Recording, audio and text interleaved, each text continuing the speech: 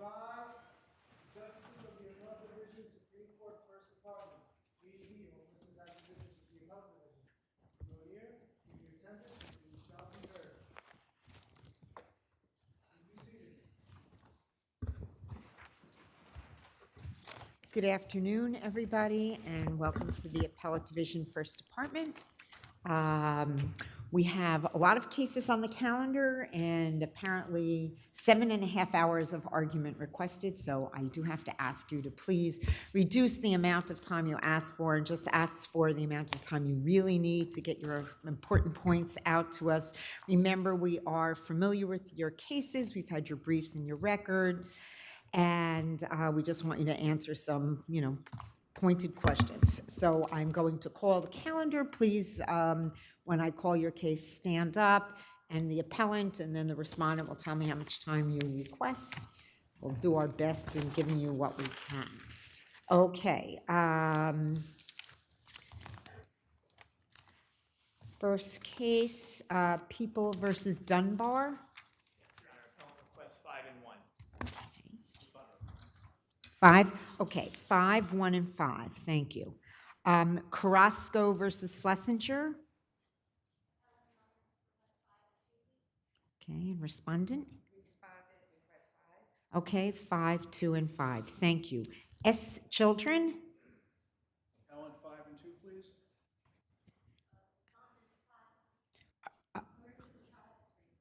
Okay, so you're ACS and you're AFC. Okay, so 5 and 3. So 5 and 2, 5 and 3. 691 10th versus A&M Healthy Grill. Submitted. People of the State of New York versus the National Rifle Association. Appellant. 8 and 2. Responder request 7, please. I'm going to give you 6 and 2 and 6. If we need some more, if we have additional questions, we'll keep you longer. Thank you. People versus Lugo. Submitted. Quac versus City of New York. Petitioner, Your Honor, 5 and 2, please. 5. Okay, 5, 2, and 5. Thank you. Moctezuma versus New York City Transit Authority. No. Appellant 5 and 3, Your Honor. Okay, 5 and 3, and well, you don't have a cross appeal, so you only get 5. Okay, 5 and 3 and 5. Botball versus Frosh International. Appellant, Your Honor, 5 and 2, please. Okay, Respondent 5. you got it. 5, 2, and 5.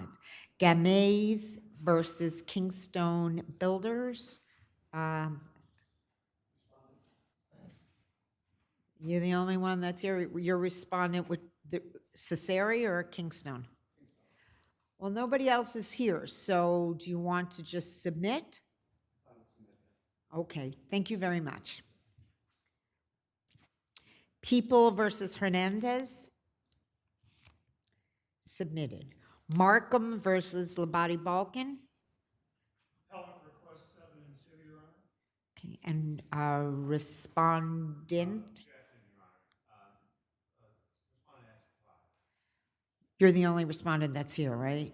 Do you have a cross appeal? I do, so can I have 2 minutes on that? Okay, so I'm going to give you 5 and 2 and give you 5 and 2. Thank you. Thank you. Columbia Consultants versus Danuct Entertainment. Okay. Okay, 6, 2, and 6. Universal Construction versus Good Friends Realty. Okay. 5 minutes for responding. Okay, I just want to bring your attention to the fact that we're going to have your case argued first today because of recusal on the bench, so just thought I'd give you a couple minutes notice, so don't run out. People versus Murray.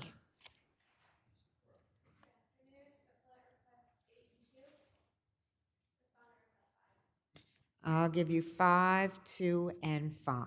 Thank you. Cabal versus Rockefeller University. Good afternoon. Appellant request 5 and 2, please. Now, you're Turner Rockefeller? Okay, and what about respondent appellant Norman? Okay. 5 and 2, okay, and, okay, is that everybody? All right, 5, 2, 5, 2, and 2 for you. And last case on the calendar, Iseki versus Roman Catholic Archdiocese. Okay. Okay, 4, 1, and 4, thank you. So as I indicated, we're going to start with the universal construction case to be argued first. Judge O'Neill Levy is recused from that case, and Judge Kern will be sitting in on that case. We are just a 4-person bench today, as you could see. So if there's any ties, we will follow the CPLR as we are requested to do. So Universal, if you can step up, please.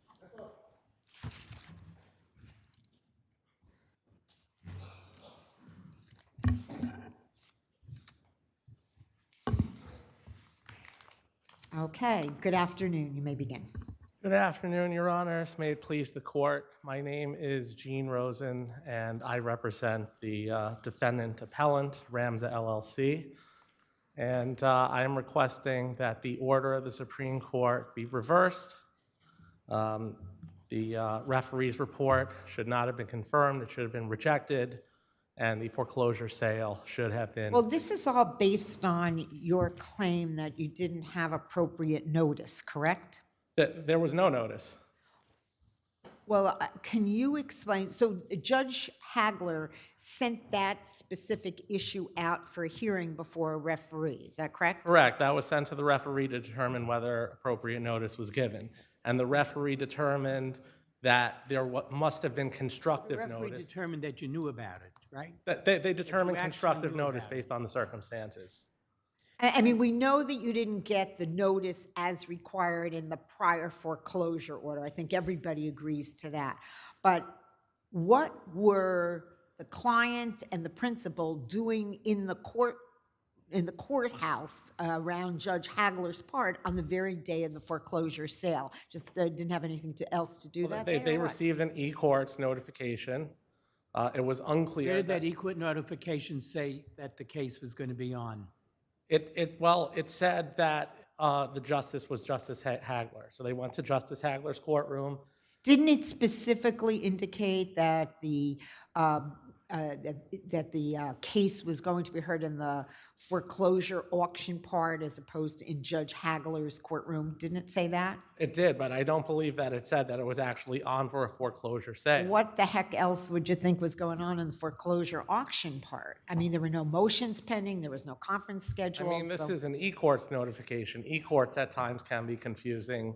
But you obviously showed up in response to that notification. They showed up. They believed that there was an appearance before Justice Hagler. They waited around, you- and when the courtroom didn't open, they went, and that's when they found out that a foreclosure auction had But the taken notice place. didn't send you to Justice Hagler's courtroom, right? Well, the notice said Justice Hagler's name, and that's why they went there. But it's not where it said the case was going to be on. It stated there's an appearance, but again, it didn't. That's where e-courts can be confused. Hadn't you had some kind of contact with Judge Hagler a few days before the August 28th foreclosure? Well, there was August contact 23rd? between the attorneys. The Rams's attorney emailed the plaintiff's attorney. He said that he was going to be on vacation and requested an adjournment, and he said, no way. That's an opportunity where the plaintiff's attorney could have gone and said, well, look, this is on for a foreclosure sale. We're not going to put that off. And that didn't happen. The bottom line is that the required notice was not given, and for that reason, Ramza was deprived of their fundamental due process rights. And You actually knew about it. Does it matter whether or not you were given the required notice? but they didn't actually know about it. They Let's knew assume there that- was a court date, but they didn't know there was a sale. If someone was to conclude that you did have actual notice, which the referee did, right? Well, I'm sorry. Wait, wait, That wait, let the conclusion, judge- let's just get, if you get to that conclusion, does it matter that you were not given the precise notice you were supposed to be given? Well, the referee didn't conclude actual notice. He found that there was constructive notice based on Not the actual notice that you circumstances. actually knew about it. there was knowledge of a court date, but not of the actual foreclosure sale. And based on all these circumstances, the record doesn't really support the referee's finding. It was based on speculation. He found that there was no alternative Would you explanation. agree that if you actually knew about it, whether or not you were given the notice that you were supposed to get, this doesn't matter? The lack of notice doesn't matter, if you actually knew about it. When you say actually knew about, are you referring to the foreclosure sale or just to the fact that there's a let's court take it the date? way you would like us to, that you actually knew about the foreclosure sale. If you actually knew about that the foreclosure sale was going to take place, does the fact that they didn't give you notice as they were told to give you, does that matter? Right, but under these circumstances, there was no actual knowledge, at least not until after the sale had taken place. I take it that you agree that if you had actual knowledge that you knew that the sale was going to take place, then there's no problem. Well, absolutely. I mean, they put $1 million in escrow. They were ready, willing, and able to go and pay this off. This wasn't an issue. The issue is that they didn't have notice, they didn't show up, and now we're here. So, counsel, the identification of the appearance as a foreclosure auction sale, that was on the official website of the court system? I believe it said foreclosure part or foreclosure auction part. Foreclosure auction part, but that was on eCourts, the official court system's Yes, notification that's what was there. system, right? Thank you. Okay, thank you. You'll have a couple minutes in rebuttal. Respondent? Good afternoon, Your Honors. I don't really have a whole lot to say. I just want to say that my client isn't innocent here. My client looked on Property Shark, saw there was an auction, did a title search, went, vigorous bidding, did the highest amount, got the referee's deed, and that should be the end of the story. The opportunity to redeem was extinguished at that point in time. We're covered by RPL 266. We're a bona fide purchaser for value. And the story, it is true, it does say auction foreclosure part, very, very clearly on the eCourts notice. Why, if you believe them, why they would go to Judge Hagler's courtroom, sit outside a closed courtroom with the lights off, and then finally saunter down after the auction was taken, that's, I have no answer for that because it really doesn't make any sense whatsoever. Where is the mortgage foreclosure part? In room 130, Your Honor. Okay, and Judge Hagler is on some floor also at 60 Center He's Street? in part 17. I'm not exactly sure it is, but I know it's not in room 130. Okay. So, counsel, let's talk about the order which required service upon the owner. Normally, when you have a service provision in a court order, that service provision has to be followed to the T, and if it's not, then you don't have proper service. Can you address that, please? Sure. Well, Your Honor, this really should be addressed to Universal's counsel, not to... Who's not here Who and is didn't, not- and who is is- not part of this appeal. Exactly, who is not here. So this is how they were able to drag this out. Remember, the lien was But entered how about back. answering my question? What's the import of noncompliance with a court Well, order I think as to you serve- have... and I- Wait. Let us, everybody, let us finish the questions, then we'll be happy to listen to your answers. What is the import of noncompliance with the service provision of a court order? Well, as the referee found, that there was constructive notice, and they had actual notice of the sale that date. Yes, listen, we don't say... When you say that actual notice, you refer to the e-courts? Well, not only the e-courts, but the email exchange between one of Rams's counsel and Universal's counsel, where they were clearly aware of this. Remember, Your Honor, there was a prior order from Judge Hagler that vacated the stays and said that the auction should be held within 90 days. And Ramsa, they didn't even oppose that motion. Good friends opposed that motion. So Wait, Oye, excuse me? Jeez. Okay. If the bench has no further questions, I'll rest. thank you. Okay, thank you. Mr. Rosen, you have 2 minutes. Thank you. I just wanted to point out that the case that's most similar to these circumstances that was cited in the appellant's brief, Bayview Loan Servicing against Focused Entertainments, it's a similar situation. There was no notice given, and in that case, the foreclosure sale was vacated. And I just want to point out that this is a situation where you have a referee's report setting the valuation of the property around $2.5 million. It sells for $1 million at the auction. Based on those circumstances, especially where there's no actual notice, the sale is defective, and it should be vacated. If there are any other questions. Okay, thank you. Thank you both very much. Thank you. We'll take a further look. Thank you.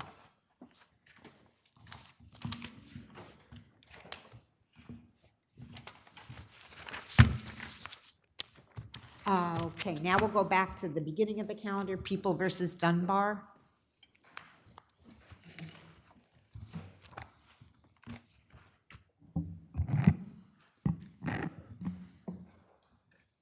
Thank you, Your Honor. Whitney Elliott of the Legal Aid Society for the appellant, Denisha Dunbar. There's no dispute here that improper execution of an otherwise uncontroverted search warrant is a cognizable basis for suppression. Was that objection preserved? Absolutely, it was, Your Honor. It was preserved by the defense omnibus motion that specifically asked for a MAP Dunaway patent hearing that specifically would include issues relating to the manner of execution of the search warrant. And the court specifically ruled on that motion by saying the court denies the defendant's request for a MAP Dunaway patent hearing. So yes, it was preserved. I think the only real dispute, merits-related dispute, is whether the motion court in fact denied the defense motion for a hearing that would address the manner of execution of the search warrant. We submit that the motion court's decision absolutely denied that request, and we point the court to several parts of the record. First, as I just mentioned, defense counsel's omnibus motion specifically asked for a MAP Dunaway patent hearing that would address the manner of execution of the warrant. It was entirely proper that defense counsel framed the motion in those terms. The MAP component of the hearing would result in a suppression of physical evidence, and the Dunaway portion would suppress fruits of an unlawful seizure, which is exactly what improper execution of a search warrant theory alleges. And then the prosecution in response said that no hearing should be granted, well, because everything was recovered here as a result of a search warrant. The court's decision on the motion court's decision expressly denied the defense request for a MAP Dunaway patent hearing. So it squarely resolved the very issue that we're asking for this court for a remand for, which is a MAP Dunaway patent hearing. Now, I want to point out this court's decision in Williams that the prosecution cites is really very, very different. In that case, the defense had asked for, I'm blanking now. Let me ask you a question instead, and then you'll remember what you were going to Sure. say. So, with respect to the improper execution of the search warrant, other than saying improper execution of the search warrant beyond the terms, right? Yes. Did you provide any specificity? Because I do believe that you now have raised certain theories as to how the search warrant could have been improperly executed, such as it could have been before 6 o'clock in the morning, it could have been without having possession of the search warrant, it could, I just put those there. So a few things about that. No, the motion did not have specificity, but Did you have to? No, because the defense counsel did not have the warrant until after the court had already denied the But motion. wouldn't it have been within your client's knowledge as to whether or not they came before 6 o'clock or after 6 o'clock? Weren't those things you could have put into your motion at that time and alleged at that time? Perhaps, but no one would have any way of knowing whether any of those facts are relevant to a suppression motion without having the actual warrant. Because a warrant could, for example, authorize a search at 24 hours of a day. And they're essentially saying that you need to allege with specificity precisely how the police exceeded or breached the terms of the search warrant without even having the search warrant to know what it says and what it Well, if authorized the took- police well, to do. If it took place before 6 o'clock, you know that that's an issue. Well, it wouldn't be an issue if the terms of the warrant authorized that. But if you know that that's what's happening, it's something that you're going to want to raise. I mean, that's unusual. It's unusual for it to be authorized to happen before 6 o'clock, and if you know that it happened before 6 o'clock, you're certainly in position without seeing the warrant to raise it, and there's no reason why you wouldn't raise it once you knew that it happened before 6 o'clock. Well, I think I disagree with that, Your Honor. You could, in a very conditional way, you could say, but it's absolutely possible for a warrant to authorize a search at 24 hours of a day. I'm sorry. Sorry. And I just want to repeat the point. It's really not procedural fairness to say a defendant has to allege exactly with specificity how the police breached the terms of the search warrant when they don't even have the warrant in the Warrants first are place. typically executed between 6 a.m. and 9 p.m. If it's happening before 6 a.m., it's something unusual, and it's the sort of occurrence that you certainly know should be raised. What? So, I'll ask a question later. Okay, Your Honor. we'll save that for rebuttal. People. Good afternoon, Your Honors. Michael Tarbutton for the people. Your Honors, the defendant did forfeit her claim and failed to preserve it by pleading guilty rather than bringing the court's oversight to its It's your attention. position that was a valid waiver of appeal? Yes, and Your that the written waiver expressed that suppression is waived?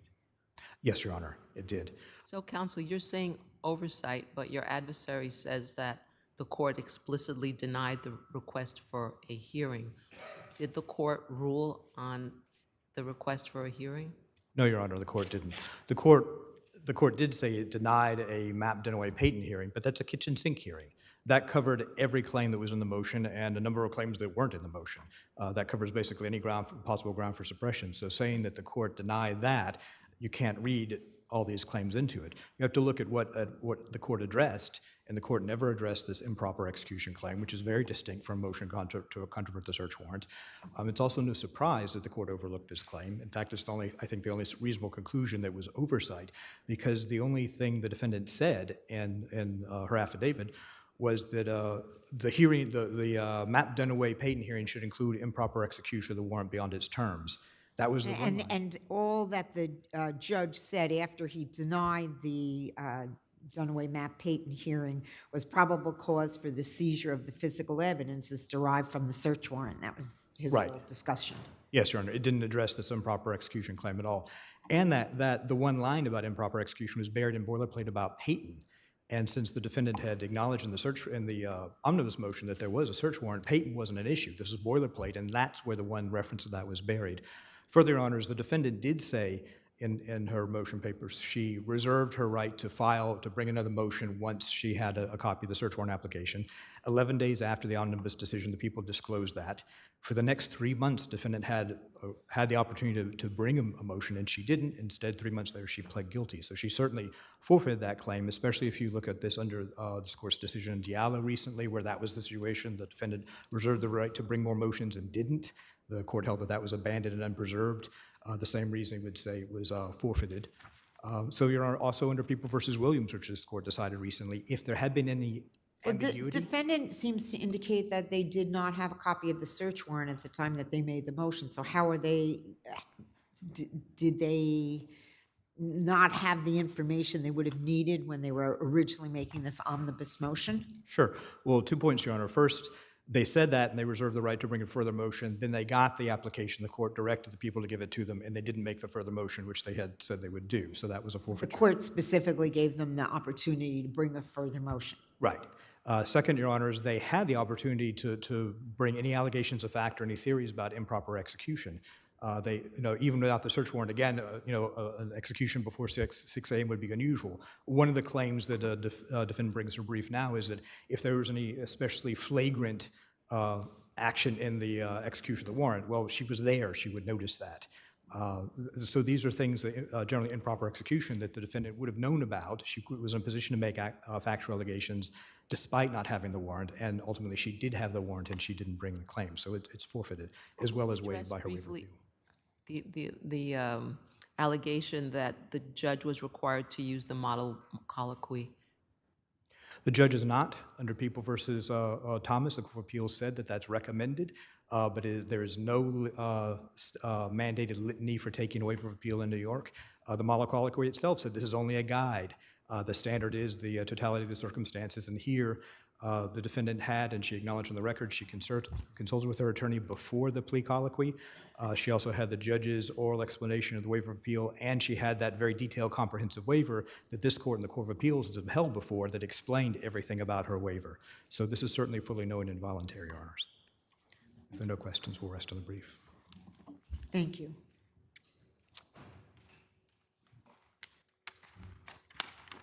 Thank you, Your Honor. Just a few quick points in rebuttal. I think the other side's reading of the record, I think, assumes pretty significant carelessness on the part of both the prosecution and the court, which is that the prosecution's response appeared to have also overlooked the improper execution theory, and the court as well. But it's in the notice of motion. It's also in this only one and a half page request for a Mapp Dunaway patent hearing. They just denied it on a basis that the prosecution doesn't hear defend. It's not that they overlooked it. In terms of Williams is very different because there the defense had requested a Darden hearing in their motion papers. The motion court's decision said nothing about a Darden hearing, whether it was granted or denied, and then on appeal asked for a remand for that hearing. That's very different because here the defense papers specifically asked for a Mapp Dunaway patent hearing. The court denied that very hearing, and that's the very hearing we're asking for this court to order a remand for. The fact that your client ultimately pled guilty before waiting for anything further to happen, doesn't that waive the right that you're seeking now? No, because what they asked for entirely properly to challenge the manner of execution of a warrant was a Mapp Dunaway and also a patent hearing. And the court expressly denied that request for the very reasons the prosecution argued. She didn't have to repeat that request again because having the warrant would have made a difference. In the court's view, the warrant was the fact of the warrant resolved everything. If I could just make one about the appeal waiver. We're not trying to make the point that just because the court departed from the model colloquy, the waiver is defective. We're trying to make the point that the Court of Appeals has said the most important factor in assessing the validity of a waiver is whether a defendant understood and appreciated the consequences of the nature of the right to appeal and the consequences of waiving it. There was never any explanation of what an appeal involved here, and that's the point we're trying to make. Thank you. Thank you. Thank you both. Next case for argument, Carrasco versus Slesinger.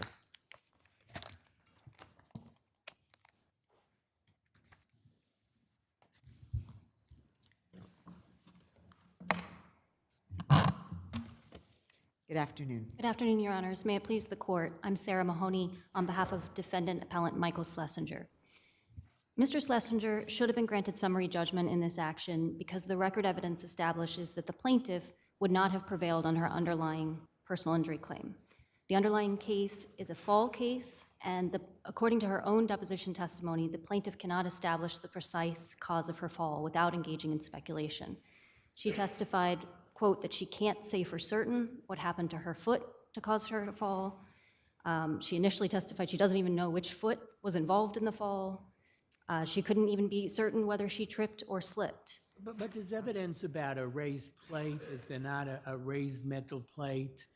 And there would have had to have been, had your client complied with the discovery requirements, there would have been an opportunity to oppose that motion for summary judgment, and at least theoretically there was enough there to perhaps prevail on that motion for summary judgment, to defeat that motion. Well, Your Honor, this case actually didn't involve a motion for summry judgment. It was a motion, But the I think, underlying to discovery. case, where the plaintiff had her case dismissed, that gets dismissed because she didn't comply with discovery, right? Discovery, yes. So had the defendant in that case moved for summary judgment, the plaintiff would have had a basis upon which to oppose that and perhaps prevail because of the evidence of the raised plate. Well, Your Honor, I would like to point the court's attention to, again, Ms. Carrasco's own testimony, wherein she testified that she was not able to personally identify the cause of her fall. She speculated. She got up, she looked behind her. She fell onto that plate, right? She did Yes. say she fell onto the metal plate. And in looking at the picture, the metal plate there was a raised area right around there. And she did really say that she tripped. I don't think she really said she slipped. I tripped. So I don't see why that isn't enough, at least at this point. Because in the other case, in the underlying personal injury case, there was a 50H hearing. I think your client went to the 50H hearing, right, with the client. And after that, there was nothing else. The deposition was actually in the context of this case, not that case, right? Correct, yes. So nothing very much happened in that case except the 50H hearing and then no discovery provided and the case got dismissed. Isn't your argument really going to credibility? To a certain extent, only because Ms. Carrasco testified inconsistently throughout. However, in a slip and fall case or slip or fall case, when a plaintiff cannot establish what actually caused her fall, she can only speculate, then there can be no liability. I would like to talk briefly about... I'm looking at, what is this, deposition testimony given by the plaintiff, R110 through 13, where she says that she thinks she tripped on her right foot because the roadway was uneven, and then we have the photographs that show a crosswalk, an uneven roadway, and a metal plate. So with all of that, wouldn't the discovery that was precluded by the defendant's failure to comply with discovery, wouldn't that have rounded out the picture sufficient for her to go forward to trial? Well, again, Your Honor, I just want to reiterate that that was in her deposition testimony and her 50H testimony. She said she, quote, couldn't say for certain what caused her to fall, and that she doesn't know which foot was involved in the fall. Again, in her deposition testimony, pages 135 to 136, she admitted that she looked behind her and she couldn't personally identify what caused her to fall. It was some guy on the street that helped her, that identified it for her. So for all those reasons, it's speculative. However, I would like to talk briefly about the open and obvious nature of this condition. Ms. Well, you know, Carrasco herself, that's usually for a jury to determine whether it's actually open and obvious. I mean, that's what the courts have said. I'm sure you know that. well, Your Honor, we cited numerous cases in both of our briefs in which the court did find as a matter of law that a condition was open and obvious and not inherently dangerous. Here we have a gigantic metal plate in the road. It's 8 by 10 feet, 8 feet by 10 feet. Ms. Carrasco herself testified that there was nothing obstructing her view of the roadway. She walked across the street, didn't look down at the roadway once, took for granted that it was safe for her to cross. This court, like in the Johnson case that we cite in our brief and the Green case, this court can find as a matter of law that Ms. Carrasco failed to use her senses to avoid. I mean, the cases do say that you take into consideration the whole situation. I mean, she's crossing the street, she's watching to make sure she doesn't get hit by cars, bicycles, electric bikes, and all the other things we now see on the streets, and she ends up falling. Why don't we hear from your adversary, and you'll have a few minutes in rebuttal. Thank you. Thank you, Your Honor.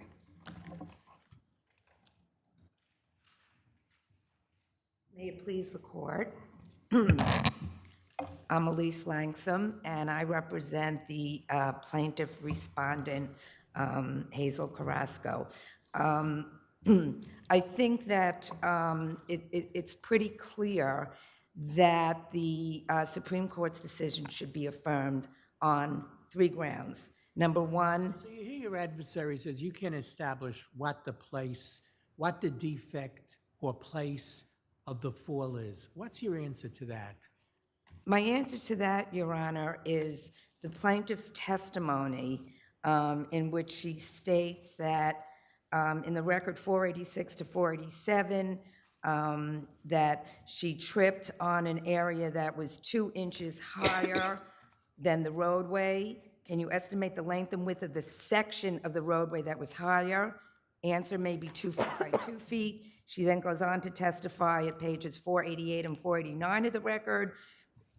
Did the accident take place where the roadway meets the metal plate, or was it somewhere else? Answer, where the roadway and the metal plate was like here and the construction was around here. Question, where was the raised part? Was the raised part at the edge of the sidewalk where the metal plate is, or before it, or after it, or to the side? Answer, the raised area was around the metal plate. She went on to identify... Did she ever mark the area where she fell, or she wasn't asked to do so? At the 50H, she, defendant appellant who represented her at the 50H had produced 2 photos that were next to the notice of claim. And in one of those photos, she did mark where the defect was. I think the other photograph was, I believe she testified that it was not clear enough for her to mark. Thank you. She was also shown 11 photographs at her deposition. And those photographs, she was able to identify exactly where she fell, which was basically on a mound of pebbles that were around the construction plate. And there's no question, there was a construction plate there. And it was identified as being a halcyon construction plate, which is one of the defendants in the underlying case. And, excuse me, she clearly testified that, quote, I tripped on the roadway where they were doing the repairs, and then I fell on the metal plate.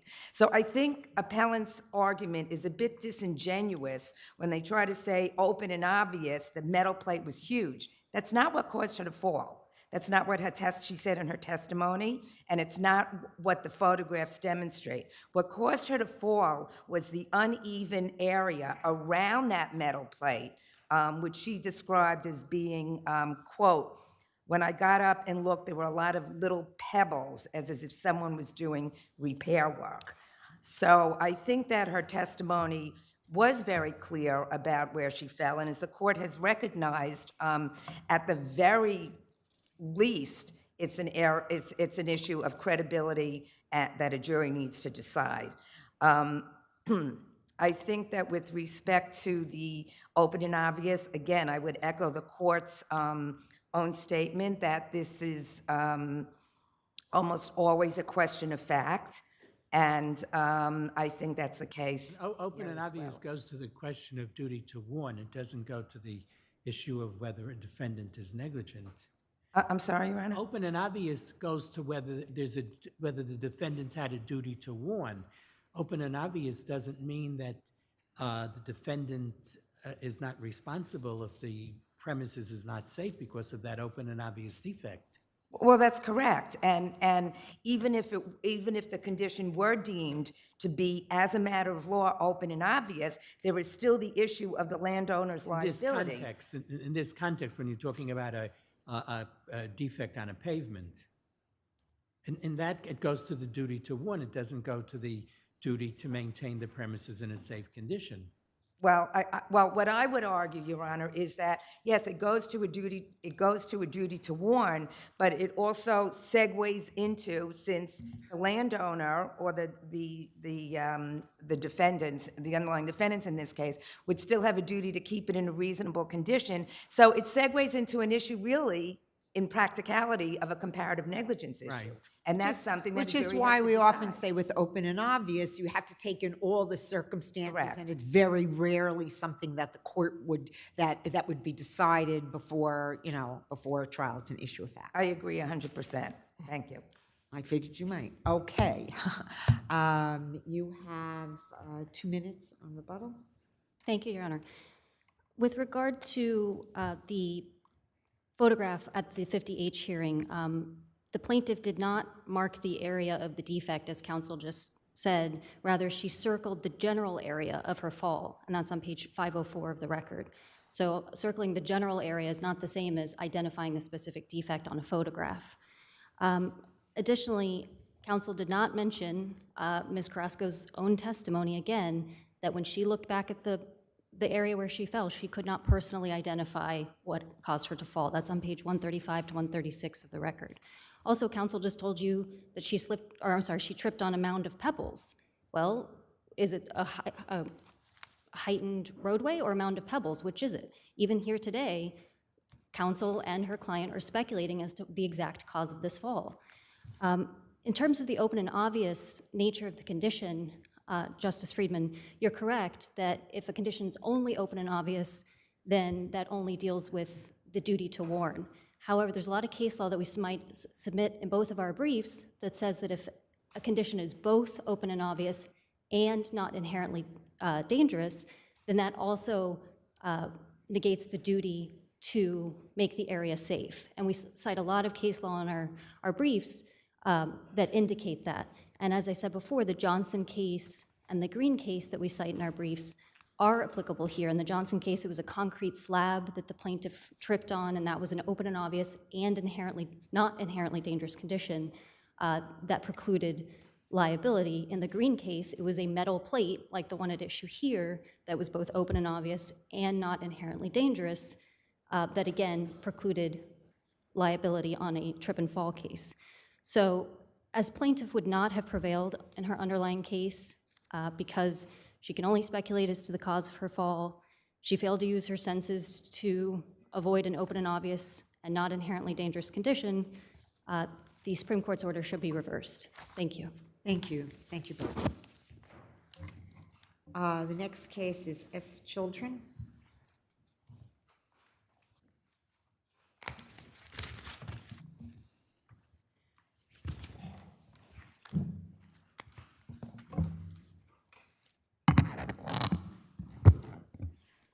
Good afternoon, Your Honors. Richard Hirschfeld for Appellate. This is a case of whether the petitioner proved excessive corporal punishment amounting to neglect. And what we have here is basically the allegations of a third grader and a fifth grader that mom hit me with a belt, and the daughter who said she was pinched and scratched on occasion. We know that as long as the force is not excessive, hitting with the belt is proper. We know that the single instance of a slap is proper.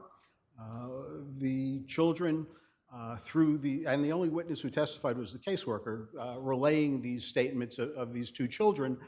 There was no testimony as to the nature of the force used when hit with a belt, and as I said, using a belt is not. Did they ever indicate that they had any bruises or cuts that bled after they were hit? Absolutely not. The daughter said she was scratched on occasion. There was a single scratch on her. She said she was scratched the day before. A single scratch on her, which I thought that there was a social worker at the school who alleged in the original ACS petition that that's what happened. Well, that's the basic problem here. A lot of people alleged a lot of things, but nobody testified at the hearing. You have the social worker at the school who supposedly was told these things. You had the uncle who supposedly witnessed these things. You had a police officer that supposedly was told these things.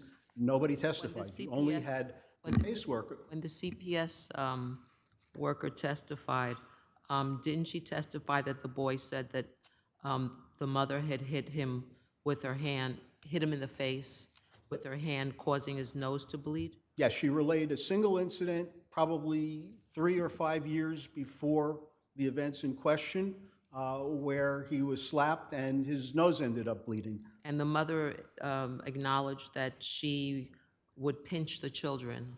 She'd pinch them for disciplinary purposes, yes. Disciplinary purposes. Right. A pinch is not necessarily abuse. There's no...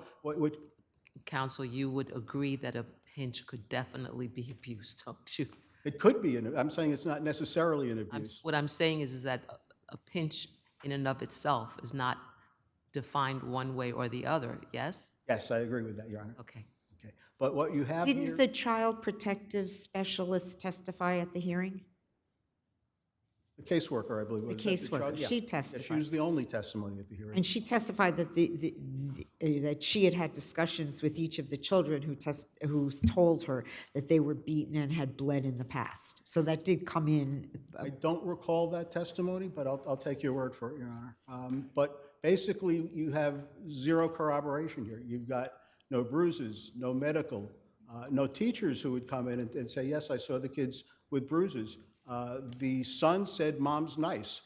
The daughter only said she was afraid because the social worker said, "Are you afraid of Mom?"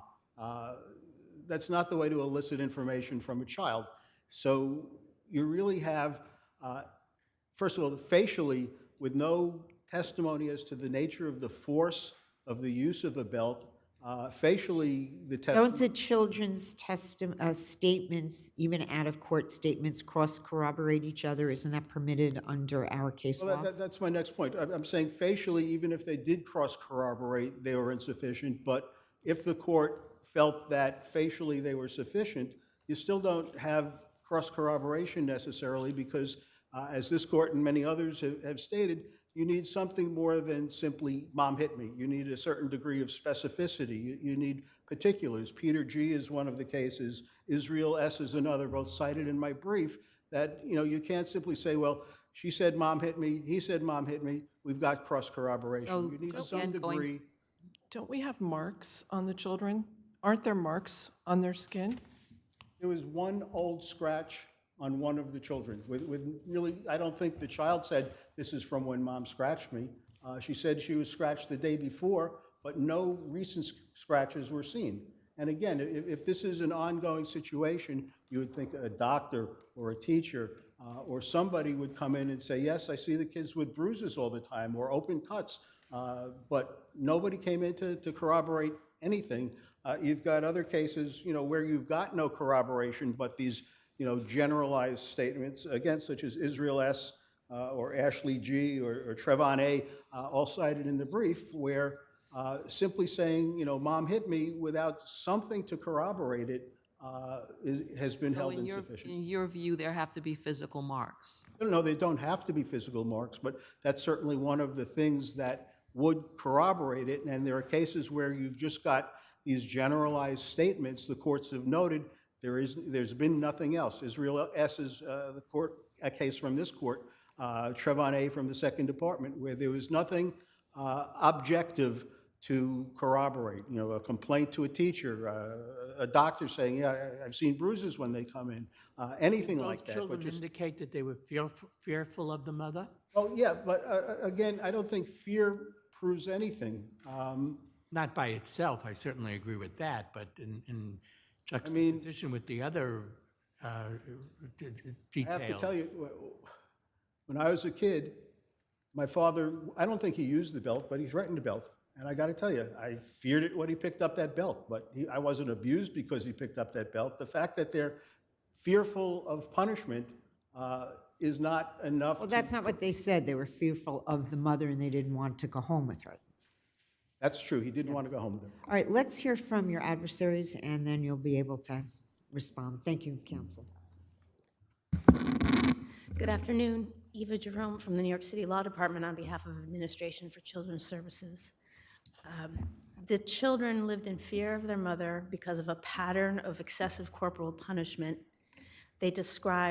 The girl described that every time she did something wrong or doesn't listen, the mother would hit her with the leather part of a belt. The boy said every time he did something wrong, he would be hit with the leather part of the belt. These were things they said to your caseworker? Is it ACS caseworker? They said it to the ACS caseworker. And that's the person that testified in this hearing? Yes, and the mother did testify also. And while the mother was testifying, she corroborated the children's statements about pinching. So the children's statements about pinching was corroborated, excuse me, by the mother herself. So your adversary posits that there really is no corroboration because there's no scratches there's one old scratch, in his words. But there's nothing from a doctor, there's nothing from a teacher. We know that the social worker from the school didn't testify. We know that. And we know that the uncle's testimony was not used, not considered by the court. But what do you say about corroboration? Well, first, Your Honor, there's case law where it's not required that physical evidence of abuse be demonstrated. Is the cross-corroboration sufficient? Yes. Cross-corroboration is sufficient. And with respect to the uncle, that portion of the petition was dismissed, and the mother didn't timely request that any missing witness inference be drawn. So, So at the end, your physical evidence here is weak at best because you've got this old scratch, but what you end up relying upon is that the two children corroborate each other. I'm sorry. That's what you maintain gets you to an affirmance. The children cross-corroborated each other, and the mother cross-corroborated the children, and the CPS worker observed a scratch, which is also... That's the physical evidence, which is... Yes. Yes. And the children were specific, and the children were specific about the pattern that occurred. These were not one-time incidents. The girl said every time she doesn't listen, she got hit with the belt. The boy described multiple modes of how he was hit, sometimes with the hand, and hence the bloody nose. He said it had been happening since January, and also when he was 4, when he had the nosebleed. He's mentioned the word slipper. And then at other times the word sandal was used, so I'm not sure exactly what. And he said that the mother used her hands. So he's talking about a pattern, and the girl is talking about a pattern of the belt being used on her legs and on her back. Is it fair to consider the fact that the children stated to the CPS worker, that the CPS worker observed that the children were crying and overwhelmed and asked to live with their grandmother and uncle? Is there any weight to be accorded here? I believe there is, Your Honor, and especially the fact that they both were fearful of their mother, and they both actually corroborated separately and independently the fact that she said the exact same thing to herself out loud, sort of lends some credibility to their. You mean that she was talking to herself? That she would say the same thing, and they used the same phrase that she would say to herself,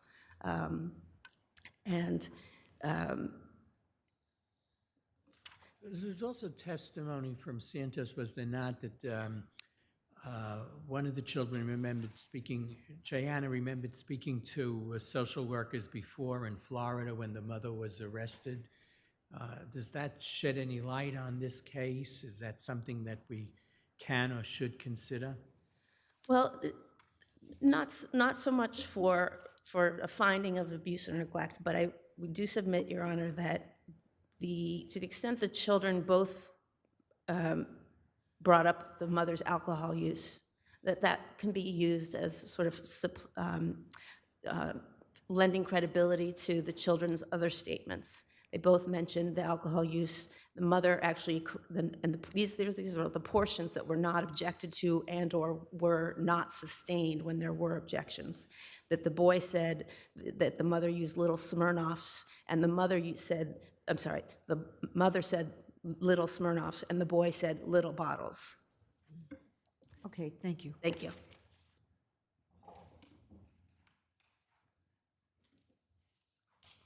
Good afternoon. May it please the court, Shreem Nothenberg, Lawyers for Children, on behalf of the two children, Jayana and Jayon. This is not a particularly difficult case, in fact, because the question is whether the corporal punishment was reasonable. And I submit to all of you that hitting a 6-year-old in the face, causing blood to spurt out of his nose, is not reasonable. Hitting a child with the leather part of a belt over and over again every time she misbehaves is simply not reasonable. I would submit that hitting a child with a sandal to the point where he's fearful to go home is not reasonable. Now, appellant would like you to believe there was no corroboration for this, but in fact, there was, because cross-corroboration of children's statements is considered adequate. And here we have all that you need, which are similar incidents, children talking about similar incidents of abuse. They were independent of one another. Each child said, I have been hit when I misbehave with the leather part of the belt.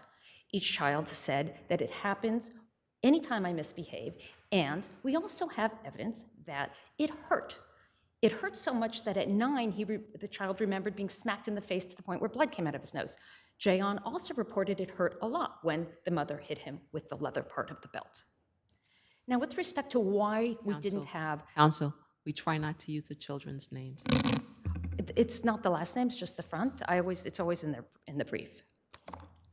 Thank you. The son and the daughter. The son and the daughter both spoke to the school social worker. And appellant on appeal, despite not having raised this at the trial level, is asking now for a missing witness rule. But that was never really, that issue was not raised until the whole hearing was over, is that correct? Not only was it not raised, it's completely meritless, because what do you need for a missing witness rule? You need that for the witness to be knowledgeable about material facts. I agree, we certainly have that. You need for that person to be naturally expected to testify, but you also need the witness to be available to the party. In fact, ACS subpoenaed that witness. In fact, we have ACS presenting on the record that the witness was prepared to come. We also have a trial date in which the witness was intending to come, and the only reason she didn't is she's a counselor at a school, and the child at the school is having a mental health crisis, so she could not make herself available. By definition, that witness was not available to ACS at that time. We also have the issue, you need to have that witness be providing independent information. What that witness was going to talk about were all the things the kids had already talked to Ms. Santos, which is the CPS worker. So the witness would not add anything in addition to what we already had in the record. And what did we have in the record? We had 2 children who were terrified of going home. This is not a situation, as experienced by appellant's counsel, with a father once picking up a leather belt. No, we have kids who are so scared to go home because they fear anytime they do anything wrong, they will be subject to excessive corporal punishment. Thank you. Thank you.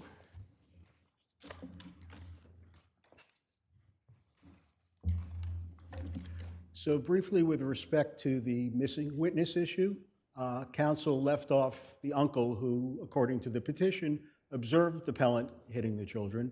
He wasn't called, and although there was no explicit request for a missing witness charge, the court apparently considered a request because the court said, I'm not going to do anything because he considered that testimony to be duplicative.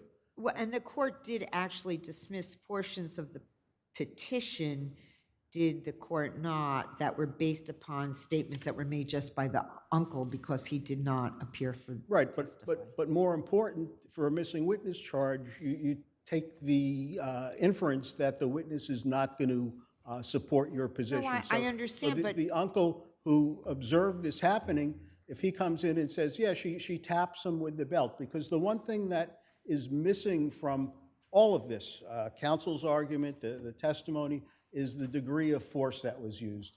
And if the degree of force is appropriate, whether we agree with the conclusion or not, we know from other cases like Anastasia LD that the use of a belt is not excessive corporal punishment. So everybody says she uses a belt every day. She hits him with the leather part of the belt. None of that matters. There's a case that says that's reasonable? I'm sorry? There's a case that says doing that every day is reasonable? What Using, case well, was they- that? I don't know if they address every day, but using a belt on the child, Anastasia Counsel, LD, it's in my brief. I would submit to you that there's a distinction between belts.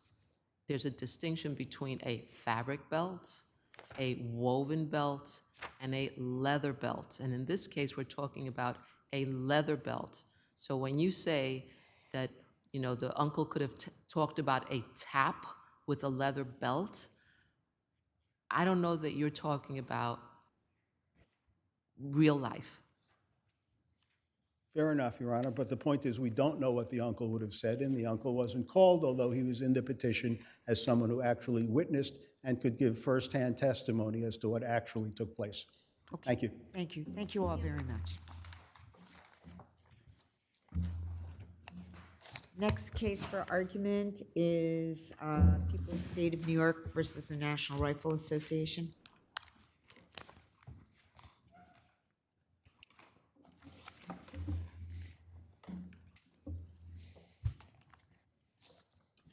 Your Honor, and may it please the court, I want to make 5 points. Who do you represent, counsel? What? Normally, we make a notice. Just make a statement as to your name and who you... Oh, yes, sorry. Noah Peters for the National Rifle Association. Thank you.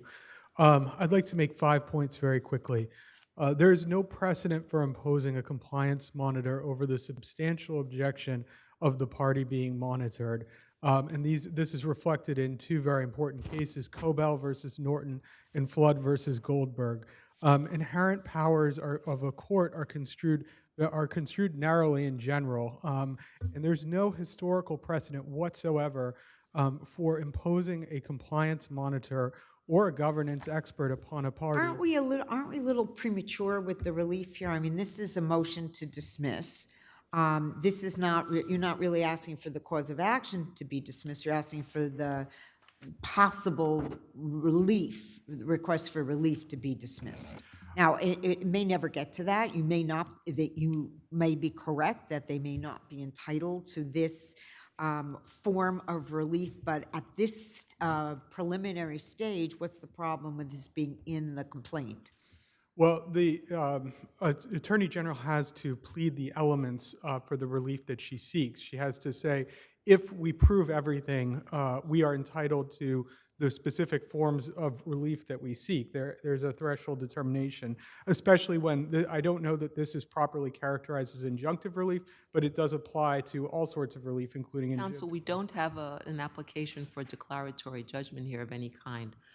What do you say about any limitations? Are there any limitations in EPTL section 8-1.4 M or N that restrict the Attorney General's use of specific or defined remedies? Well, there are specific, that's a very good point. This is the EPTL, along with the NPCL and the executive law, form a comprehensive and detailed remedial scheme that put forth their remedies, the statutory remedies, in great detail, very carefully crafted. Article 12 of the NPCL, for example, goes through the qualifications of receivers in very great depth. There's all sorts of Is there any case which has appointed a monitor in a case such as this? Only by consent of the parties, not over the objection of one of the parties. It's never, in the 50-plus year history of the NPCL, there has never been a case where a court imposed a monitor over the objection of one of the parties. Are we dealing with the NPCL right here in this proceeding? And in this form, I thought we were dealing with the EPTL. Correct, and that's right. I mean, under either law, and I believe that also the courts. There's a lot of authority. It's your position that there's never been a case that has appointed a monitor in this type of a situation. Correct. Under any of the laws which cover an entity such as yours. I wanted to ask you, what's your position on NRA versus VOLA, which the United States Supreme Court has agreed to hear? Does that have any impact in this case? I do believe that it does, because I think it shows that there are very substantial First Amendment interests at stake in this matter. We plead in our answer that there is ill intent here, or there's been allegations, certainly very substantial allegations, that the Attorney General instituted this action with the intention of exercising control over the NRA or of limiting its advocacy. I think that underscores the need to apply strict scrutiny or exacting scrutiny regarding the request for the monitor. So your position is, at least in part, that EPTL 8-1.4 subdivision I makes no provision for a monitor, and therefore you can seek relief. You can bring a cause of action which says appoint a monitor of my organization. But on the other hand, when you look at subdivision N and subdivision N, it seems to be so open-ended in terms of what the Attorney General could seek. I think, doesn't that undermine what you would conclude as to subdivision I?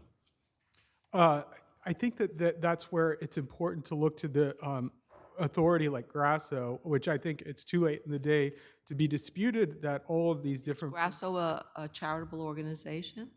It was. I mean, not Grasso, it's the New York Stock Exchange. At the time, it changed. It changed. At the time, it was, and so that's a key case determining the interactions of all these laws. But I think it's clear that they form an integrated whole. They're a comprehensive scheme, and you look to all of them together in terms of determining the scope of each. They're read. I think they're read in pari materia. So let me ask you a question in a different way. Normally, a remedy is supposed to be tailored to whatever the specifics are of an individual case. To the extent that liability has not been determined, I mean, this is just a motion to dismiss. How can we possibly determine in any way what a proper remedy would be? A good question, and I think that the unique circumstances of this case, the lower court has already found in a determination that has not been appealed from or challenged that before this was inserted into the claim, that the allegations in the complaint can be addressed through the targeted specific statutory forms of relief that the Attorney General seeks, such as removing officers, disgorgement, et cetera, et cetera. There's no need, because of the posture of the case in that previous finding, there's no, and the lack of any argument, I believe, by the Attorney General, this is a unique posture that allows the court to very definitively say that there is not any sort of compelling need or targeting or narrowness to or need for a compliance monitor and governance expert. Okay, let's hear from the other side, and you'll have a few minutes on rebuttal. Thank you, counsel. Good afternoon, Matthew Grieco for the respondents. The arguments that the NRA seeks to raise in this appeal. Start out by asking, what is your view of NRA versus Volo? Is there any relevance of that case to this case? There is not. First of all, that pertains to the allegations in that case pertain to events that happened in 2018. The Attorney General was not in office at that time, and I think that Your Honor had a extremely important point that to the extent that there's any relevance of the First Amendment here, it lies in tailoring, and that at this pretrial stage to cut off any particular equitable remedy, which is what the Greenberg case says you shouldn't do before trial anyway, would simply tie the court's hands when it comes time to determine the appropriate tailoring. This is actually a pleading motion, is it not? This is addressed to your pleading, whether the first cause of action is properly pleaded. So, and the question is whether you're seeking something in that cause of action which goes beyond what the EPTL authorizes. So, on the surface, there's nothing within subdivision I which speaks about a monitor being appointed. Now, other subsections of that EPTL, such as N and M, are very broadly worded, so presumably a monitor might fall within those sections. But as a matter of pleading, and your comeback to the appellant's point is that it's premature, but might it not also be premature to be asking for appointment of a monitor? Isn't that relief, which maybe evolves depending on what emerges at a trial or in further proceedings, something which the court comes to the conclusion must be done? But as a matter of pleading, is that something that you can or should be asking for under subdivision I? Well, this is part of the prayer for relief, and you usually put the remedies that you want to seek in the prayer for relief. And what the Greenberg case says is that when you're looking at a claim that is for an equitable remedy, the only appropriate claim that can come before an appellate court prior to trial is whether the plaintiff has pleaded entitlement to any equitable relief at all, and then whether particular equitable relief is appropriate. So if the case gets litigated, which it will at some point on the merits, and a court finds that the case is sufficient to appoint a monitor, then we could expect the NRA to come up here and ask for a stay or say that there was a problem for that. But right now, you're saying it's premature because it's just in the plea. It's not in the. It's in the request for relief. It's one of the requests for relief, which the court may or may never grant. That's correct. This is something, and the NRA will not be prejudiced because there will be a separate remedies phase at trial if liability is proven, and then any final judgment can be appealed to We're this kind court. of far away from that being appointed, as far as you could tell. I mean, the trial date, I believe, is set for January. I do want to correct one thing that my counterpart said about the Carrasco case. The organization involved there was a not-for-profit organization, but it was not a charitable organization. Those terms are not coextensive. It was a non-charitable, not-for-profit. It didn't control charitable assets, and therefore it wasn't subject It's to a stock exchange, right? It was the New York Stock Exchange, That's not which too since became a charitable. I agree. As the Court of Appeals made clear in Greenberg, the appellate court should not prejudge what form of equitable relief is appropriate on interlocutory appeal, but should allow the trial court to craft a remedy and then review that remedy after final judgment. Counsel, are you aware of any case where the remedy was figured out before the case was heard?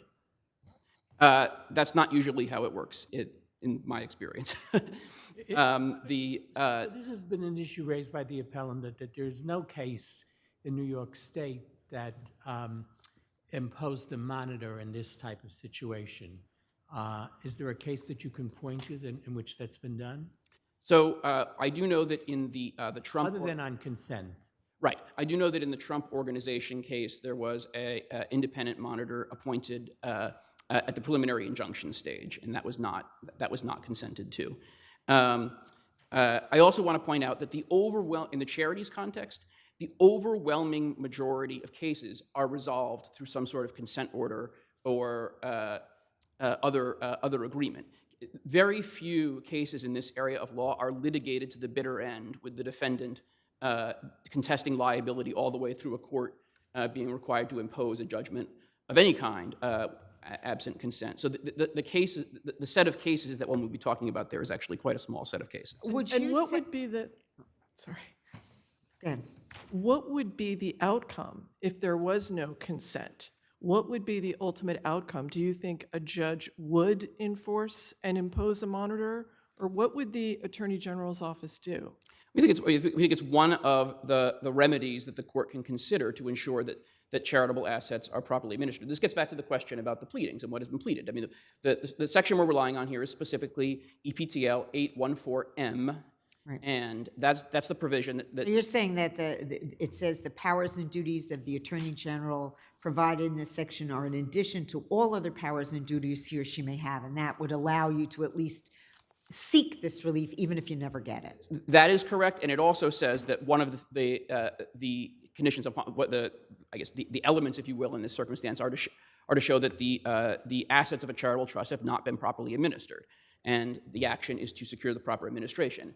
And as I think the trial court correctly understood that, and it made very clear it was not saying at this time that it is going to impose a compliance monitor or that that's the remedy, but that is one thing that it would consider, and that it would in fact be a more modest remedy than other forms of relief that might also be available.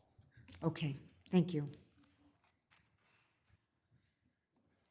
A few points in rebuttal. I think that the source of the compliance monitor remedy is extremely unclear. It's not clear whether it's an appeal for the judge to exercise an inherent power of the court. It's certainly not in any of these statutes enumerated within the comprehensive scheme. And I think, can we really discuss this in the abstract? I believe so, because I think that the pleader, the motion to dismiss tests legal sufficiency of the complaint, the pleader has to state a cause of action that's actually authorized and has to say, if all of this is proven, are we entitled to this form of relief? But when you're talking about equitable remedies, almost by definition, I'm kind of paraphrasing myself, equitable remedies are fashioned pursuant to whatever wrongdoing or misconduct or problem that exists. Equitable remedies are not fashioned in the abstract. So you're asking us, from what I understand, to, it's not only preclude, but kind of to discern what the trial might be like. What the proof would be like, what problems of proof there would be, and what ultimately would be established. How do we do that in the abstract and say, and you can't do this, you can't do that, and you can't do the other?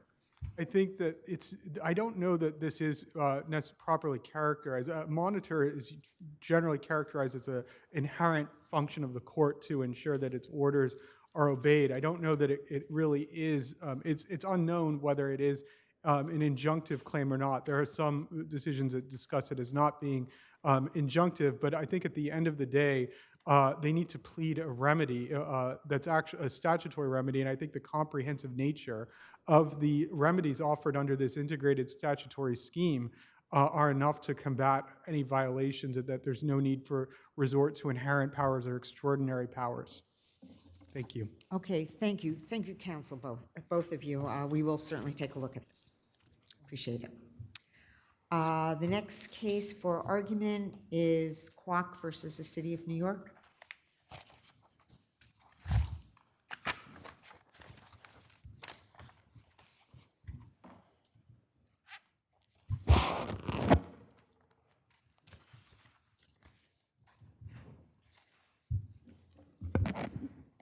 Good afternoon, Roland Acevedo for the petitioner, Chai Wing Quac. May it please the court. Mr. Quac is a retired homeowner in Brooklyn. He was issued 4 summonses for building code violations and assessed a $240,000 fine. What's going on at the building today? Excuse me, Your Honor? What's going on at that property today? The building is compliant today. In other words, it's just a two-family. Yes. He restored it to its previous status, or is there a new owner in there? No, it's the same owner, Your Honor. The building is compliant with the code, which is two-family. But we contend on this record there was never any proof. Yet you face a $240,000 penalty. Excuse me? Yet you face a $240,000 penalty. We do, Your Honor, but we prevailed at the administrative hearing. It's on the oath appeals unit, reversed that decision and restored. Well, you would agree that an appellate review can result in reversal, right? I do, Your Honor, but not on the basis for which they made this decision. So substantial evidence is the test before this court. And when you apply the substantial evidence test, you must look at the whole record. So the appeals unit position is we don't want to rely on Inspector Kwan's testimony or the pictures that they introduced into evidence. We want to excise all of that and look only at the 4 summonses as prima facie evidence of the 4 violations. Was Inspector, I'm sorry, I forgot his name. Inspector Kwan. Kwan. Was the inspector required to appear at the hearing? Was he required to what? In order to prove a prima facie case, was the inspector required to testify, or was the sufficiency of the summonses enough? Well, there's 2 answers to that. The summonses were not sufficient, as the hearing officer found. They were facially deficient because they alleged that there were 4 illegal added units, but the summons only made reference to a single unit. So what's they didn't describe the additional 3. Let me stop you there. So with respect to that, doesn't the illegal unit doesn't each illegal unit require the issuance of an individual summons pursuant to the rules of the City of New York? They do, but they have to be based and decided independently.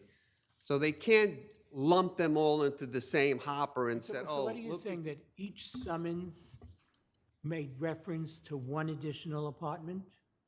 One additional illegal unit. One additional illegal unit. And you're saying that the 4 summonses all made reference to the same illegal unit? No. Each summons cited to a different unit. Wasn't that required? Yes, but if the cases weren't tried together, which was mere convenience for the hearing officer and the parties, they would have had to prove the 4 individual units, which they did not through the testimony of Kwan. But counsel, that doesn't make any sense. Well, first of all, we're assuming something theoretical which didn't happen. But for the sake of argument, if there had been 4 separate hearings for 4 separate illegal units in a two-family house converted to a 6, right? Isn't each summons sufficient unto itself, given the strictures of the rules of the city of New York? I don't think they are, but that doesn't matter on this record because Quan's testimony contradicted the allegations in the summons. Well, he didn't really seem to remember too much. I mean, he was kind of, his testimony wasn't great. He didn't seem to remember this particular inspection or too much of what he saw. So his testimony was a little tough to follow. His testimony was tough to follow, Your Honor, because he was the one who lost or destroyed his notes. If he kept his notes, he would have been able to, I assume, refresh his recollection. But he directly undermined the allegations in the summonses, and that's why the appeals unit says, which is unusual, highly unusual, we didn't rely on his testimony in reaching our finding. But I kind of go back to Judge Gonzalez's original question. Were the summonses enough to make out a prima facie case, even if the inspector never came in? I contend they weren't, and the hearing officer agreed, and Quan undermined the allegations. How did Quang come to testify? The Department of Buildings called them. We didn't call them. They called him. They decided what evidence they presented, but in retrospect, they don't want to rely on that evidence. So anyhow, you're left with this extraordinary fine on a two-family house in Brooklyn. You don't raise an issue that the fine is excessive. That issue was not preserved in the record. However, there's no testimony in the record from Quan about the number of days that those violations existed. So the base fine for each violation was $15,000. Then they could tag on $1,000 a day up to $45,000. So when does that happen? How did that happen? When does that happen? When do they tag on the $45,000? They did it at the hearing. The appeal? And at the time of... Yes. At the appeals hearing? Yes. In other words, the appeals board said there's the $15,000 basic fine, and we are in addition adding on $45,000 on each apartment because for $1,000 per day for 45 days? The initial summonses provided for a $60,000 fine per Under summons. 4, but it comes out at $240,000. I'm trying to understand how that happens. That happens because each violation, there's 4 allegedly illegal units, $15,000 per unit, plus you add on $45,000 per unit for 45 days. Who does that? Who does the... The OB did that, Your Honor. They did that. There was no testimony. So the OB does it. When do they do it? They did it when you get the initial summons, it lists what the fine is for the And they gave you the maximum fine on each. The default position, in my experience, is the maximum fine, Your Honor. But at the hearing... $15,000 or $60,000? 15 plus 45. When does the plus 45 come into existence? It comes into existence at the initial hearing. It's listed on the summons. And then when the... But at the initial hearing, you prevail. Right. It did prevail. Right. So when does the $45,000 come? When the appeals unit reinstated the fine. So how does the appeals unit know that your violation continued for 45 days? There's no evidence in the record to know that. So let's talk about that for 1 second, and then I'll stop. Was there any evidence proffered at either the hearing stage or before the appeals unit that there had been mitigation? In other words, that the illegalities had been removed? No. Is the appeals unit allowed to consider evidence other than what was in evidence in front of the hearing officer? No, and they not only did that with respect to the $45,000, they did it with respect to a 5th summons. So going back to my question, at the hearing, did the owner of the house illegally converted from a 2 into a 6, present evidence that the residence was now a 2 instead of having, Instead of having 2 Class A apartments, there were 1 Class A apartment, I think, on the second floor that was added, and then 2 SROs in the basement, and 1 Class A in the basement as well. Was there any indication, was there any proffer, any evidence that the illegality was removed at the time of the hearing? There wasn't. The burden of proof only shifts to Mr. Quac. Is there any reason why you would have presented evidence at that point since you prevailed? Yes, I elected. You prevailed at I did the hearing, Your Honor. But you prevailed at the hearing. Why would you present evidence? So that's my point. My point, Your Honor, is we believe, based on Kwan's testimony, which everyone concedes was horrendous, we believe that they didn't make their prima facie And as a result of that, you never put in any. Correct. So the burden didn't shift to us. Okay. And we elected not to present any evidence. Okay. Let's hear from the city, and then you'll have a couple minutes to respond. Thank you. Excuse me. Tahir Sadria appearing on behalf of the City of New York and Oath. The allegations in the summons that were sworn to by the inspector constituted prima facie evidence of the allegations, and those allegations were sufficient to constitute a prima facie case, regardless of whether or not the inspector... Was there any testimony in the record as to how many days these violations existed so that you would so that you could have a basis for finding that in addition to the $15,000 for each unit, there would be an additional $45,000? So in the record, the general practice is, so the inspection occurred 2 years before, like 2 years prior. So it was well over 45 days prior to the. Well, that was assuming that it had been continuing, but there was no testimony. Right, but it was the obligation of the respondent to the petition, to the summons, to produce proof that of correction, to file a certificate. The weird thing here is, at the original hearing, the petitioner felt that there had not been a prima facie case made out, and the hearing officer agreed with him. So why would he put in anything? Then you go to the appeals court and you give him the double fine, so to speak, without any testimony because he never put it in below. You didn't have it before you. I mean, I will say that the issue of the fines has not been preserved. It was not preserved below. It is not preserved in the. Isn't it encompassed within the question of whether there's substantial evidence to support the $240,000? Because if you take issue with what appellant's counsel has said, please let us know. But what he said is the $15,000 maximum fine imposed. We know that there's this provision about $1,000 per day up to 45 days. But now you get to the hearing, you lose at that hearing, and then at the appeal process, they turn that decision around and they just come to the conclusion, well, there are 45 days at $1,000 a day. Instead of it being $15,000, we're going to make it $60,000. So is that rendition of events accurate?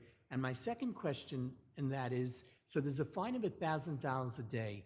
Is it $1,000 a day that's a mandatory $1,000 a day, or is there a matter of discretion up to $1,000 a day? I asked you two questions, not necessarily completely related. I'm sorry. I know that because this issue was not raised in the petition or in the brief to this court, I know that Let's make it simple. How do you get to the $60,000 per apartment? Okay, so it is $15,000 is on the summons. Right, there's $15,000 per apartment on the summons, and then it is also provided in the statute that they can also charge up $1,000 a day for each day Is that it it up is. to, or it's got to be 1,000 today? I would have to be accurate, I would have to go back to the statute and double check that. Counsel, when I'm going to switch gears. Okay. When a notice of violation is issued, when a summons is issued. Yes. Is there a period in which to correct, and is there proof of correction required? So there are some types of summonses where if a correction is made within a certain period of time, then there is no fine. But it is required on the summons that they correct the condition and submit a certificate of correction to the buildings department, and that was not done here. Can I And since just that was not? I'm sorry, because the question was in this case. Yes. Not, you said in some cases, Right. there's an opportunity to correct, but in this case, we want to know. Well, there wasn't an opportunity for this type of violation. There is not an opportunity to correct without receiving any kind of penalty. But it remains an obligation. I beg your pardon? Of the 15,000. You're going to be fined at 15,000 no Yes. matter what. Yes, but and this is part of like what the purpose of the hearing is for the respondent of a summons to produce evidence that they have actually corrected, so that what the way to show that they have corrected is to submit a certificate of correction to the buildings department. And if they had done that and shown that, then that would have offered mitigation to this $1,000 a day that they were then charged. The only thing is, so it's your burden. You have the burden. It is your burden. It is. It is your burden.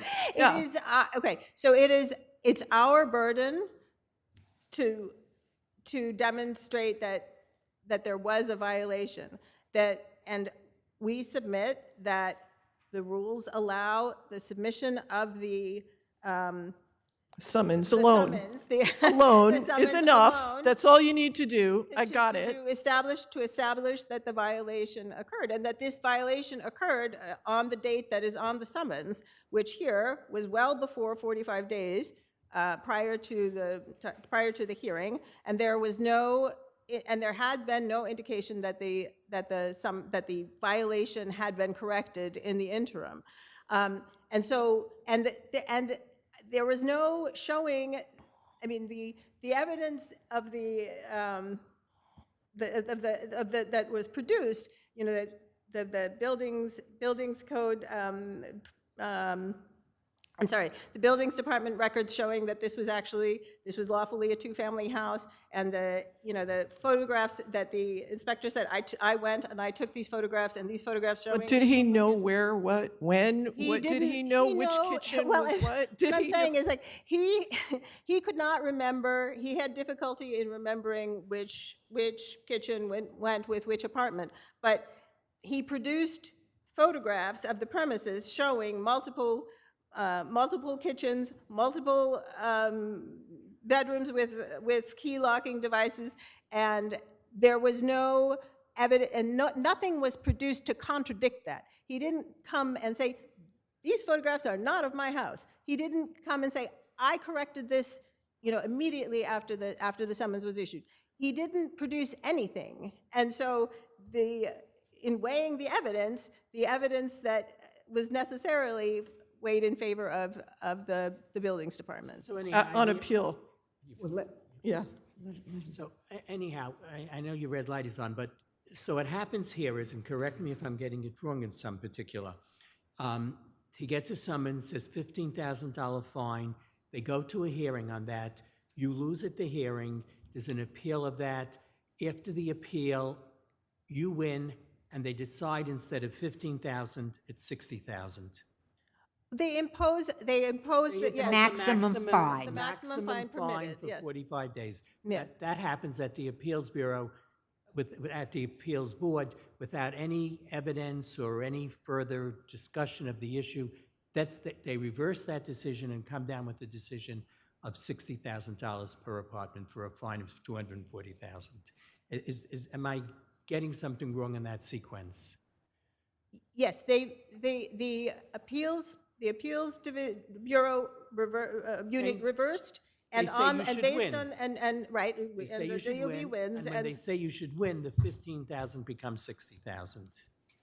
I mean, I don't think there was ever like a transfer. You don't like to put it of the that way. 15,000. You don't like to put it that way, I understand that.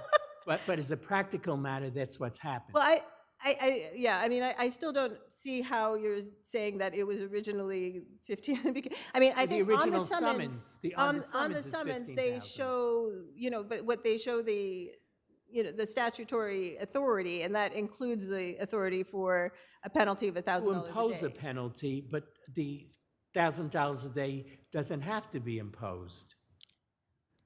I mean, I believe that it is standard to impose it if there it is not a standard or showing, if mandatory? there's no showing that there has been Is a. it standard or mandatory? You know. I can't, But I can't answer that. But without- at the appeals level, there was no opportunity to put in any additional evidence, was there?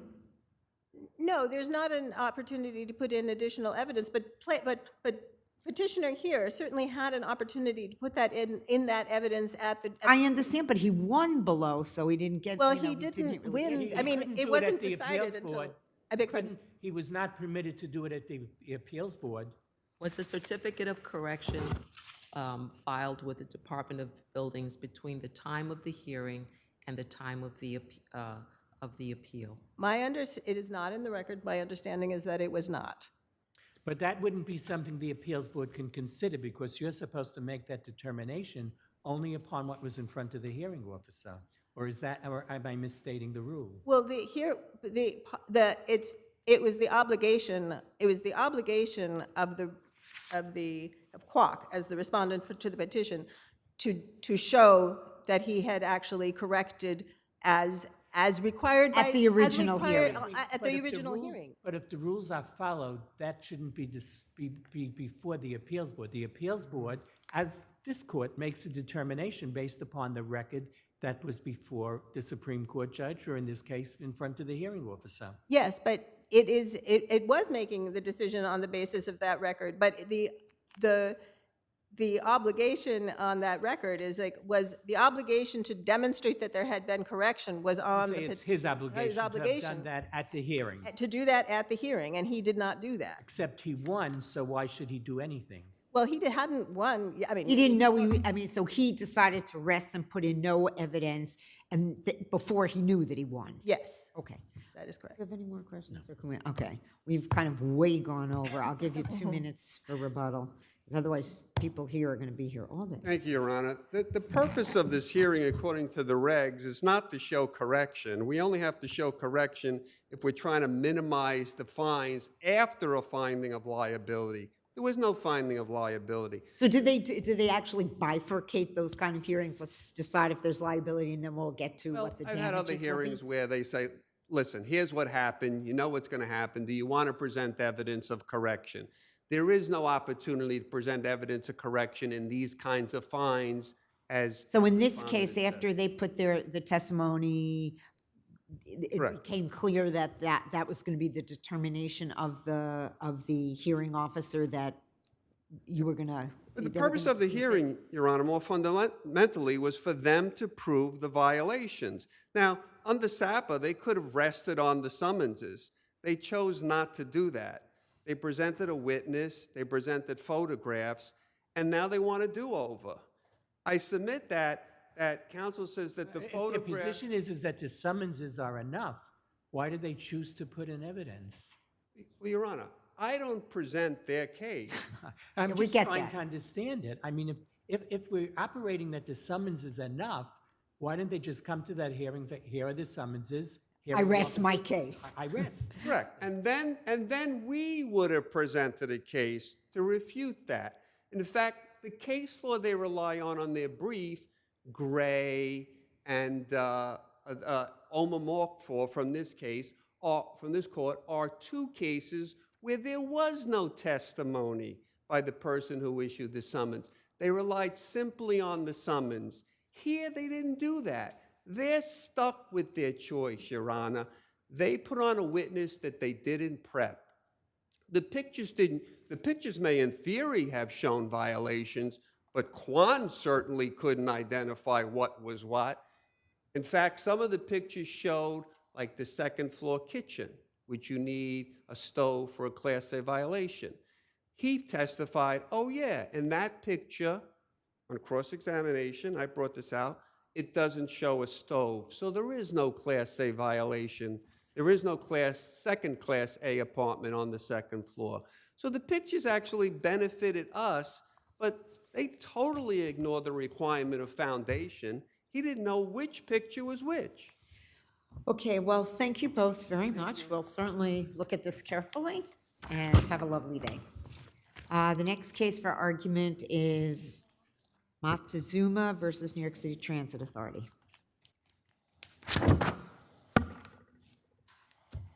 Need a 5-minute break. You can take one.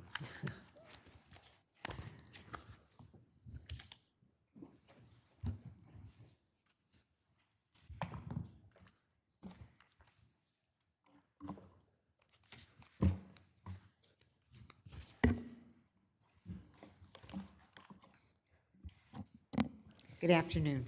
Good afternoon. May it please the court, my name is Vanessa Corchia from the law firm of Armienti, DeBellis and Roden, and we represent the defendants, appellants, the New York City Transit Authority, and the other agencies, and the bus operator. As the court is aware, this is an appeal of a judgment as a result of verdicts issued at a bifurcated trial. In my brief, I outline arguments both with regard to liability and with regard to damages. Initially, I would like to address the fact that the finding that the bus allegedly caused the injury to the plaintiff is incredible as a matter of law based on the testimony. The jury, am I correct, allocated 35% to the bus and 65% to the other driver, right? That is That was correct, the portion, Your Honor. That is the liability? apportionment. Yes, yes. Which, and I'll just mention it now, but as I'm sure you are aware, one of my arguments was that, and is, that the verdict sheet, which initially the jury found that the negligence of the bus operator was not a substantial factor, should have been upheld. But going back to... Well, I mean, you didn't give the full picture. They also went on to apportion a percentage. So the judge, while the jury was still there, said there's an inconsistency on the verdict sheet, and you have to go back and either you have to change one of the answers because it doesn't work this way. And the jury went back and they fixed their answer. I mean, we've all had situations where sometimes the jury makes some mistakes, but if you send them back, do it on the record, and I don't know what was the problem with that. But, well, what I was going to bring up is that this all happens at the end of the day in a very short time span. There's no re-instruction to the jury. They clearly had no more deliberation because this is a matter of minutes. It's at the end of the day. And you see on the verdict sheet that's in the record, they had the other verdict sheet, they crossed out the yes. I'm sorry, they crossed out the no, and then they put yes. Initialed But the yes. You know that this is happening, and you know that the judge is sending them back, and the judge points out to the jury that their answers are inconsistent, and please go back and straighten it out. What did the judge do, in your view, that would justify a reversal? Well, on that one particular issue, the way I read what the instruction was, me reading it, I felt he was in a way telling them, change yes to no, and then it's fixed. Did you make that objection? I don't think he quite said that. I mean, he said more than just change yes to no, and change no to yes, and it's fixed. Fixed. No, And I think in the phrasing, because it's really just a sentence, so the phrasing does So matter. what objection did you make to the judge over what he did? We maintain that the judge should have upheld the verdict of no substantial factor. Without sending the jury back? Because the verdict sheet was inconsistent. Because they was. went, we know that you're not supposed to Right, determine right. apportion liability Yes. if there's no proximate cause, but Yes. they did that. So it was an inconsistent verdict sheet. It seems to me the judge was correct in telling the jury that there was an inconsistency in the verdict sheet and they would have to go back and fix it up in some way. And he told them what way, and So you're saying the he didn't say either change this or change that, he said just change this. Didn't he No, offer a yes there's- or no, and counsel? because I don't want to miss. Didn't he offer? I'm sorry, Your Honor. Didn't the judge offer a yes or a no possibility in the instruction to the jury? Weren't both possibilities posited to the jury? If you want to rule, if you're saying this, say yes. If you're not saying this, say no. The first, yes, but I would like to have my exact quote because I want to be very clear. Yes, but He- you have to he give doesn't- you have to give the whole quote That- as opposed to a little bit Exactly. of the quote. Exactly, Your Honor, and that's what I was searching for. When I was emphasizing, I don't, from my memory, remember the exact quote, but I do remember the first choice that was given to them, which seemed to me to There be... were two choices. Right, and the first one, that I do remember from my memory, was the changing the yes. Right. The no to yes. Well, Then there's a little phrase after that, and right, I well- could find the exact quote. All right, if I have well, a moment. I don't want to... let's listen to the other side. During that period of time, you can find the quote I will. in the record and discuss that with us and anything else on a rebuttal, okay? Just very quickly, I wanted to say, I actually was going elsewhere, and I only got into that, but I'm going to find the quote, and I know you've read my brief, so... Yeah, okay, thank you.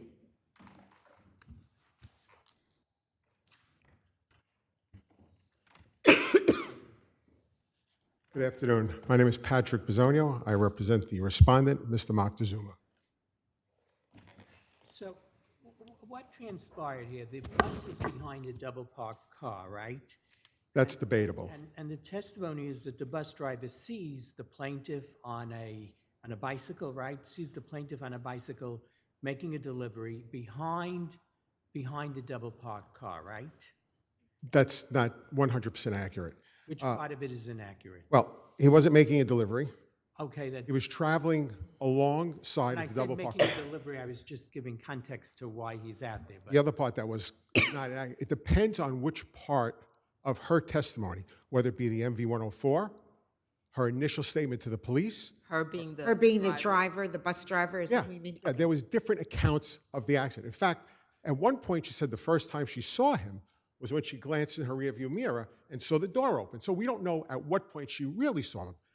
At one point she said she parked behind the car. So when do you say she saw him? Well, my first take would be at her deposition, she said this. I asked her, I did the trial. Best case for plaintiff, where do you say she saw him? When she saw him in the rearview mirror flying over the door of the car that opened up.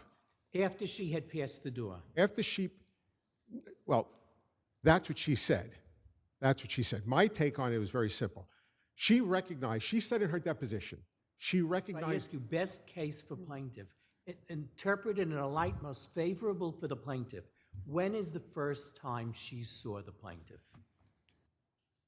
The very first time it would be, for best for me, it's kind of speculative, Judge. I mean, for me to really You say, I had would to have say had that a she didn't see theory him of at the all. case. You had to have had a theory of the case that makes the defendant liable.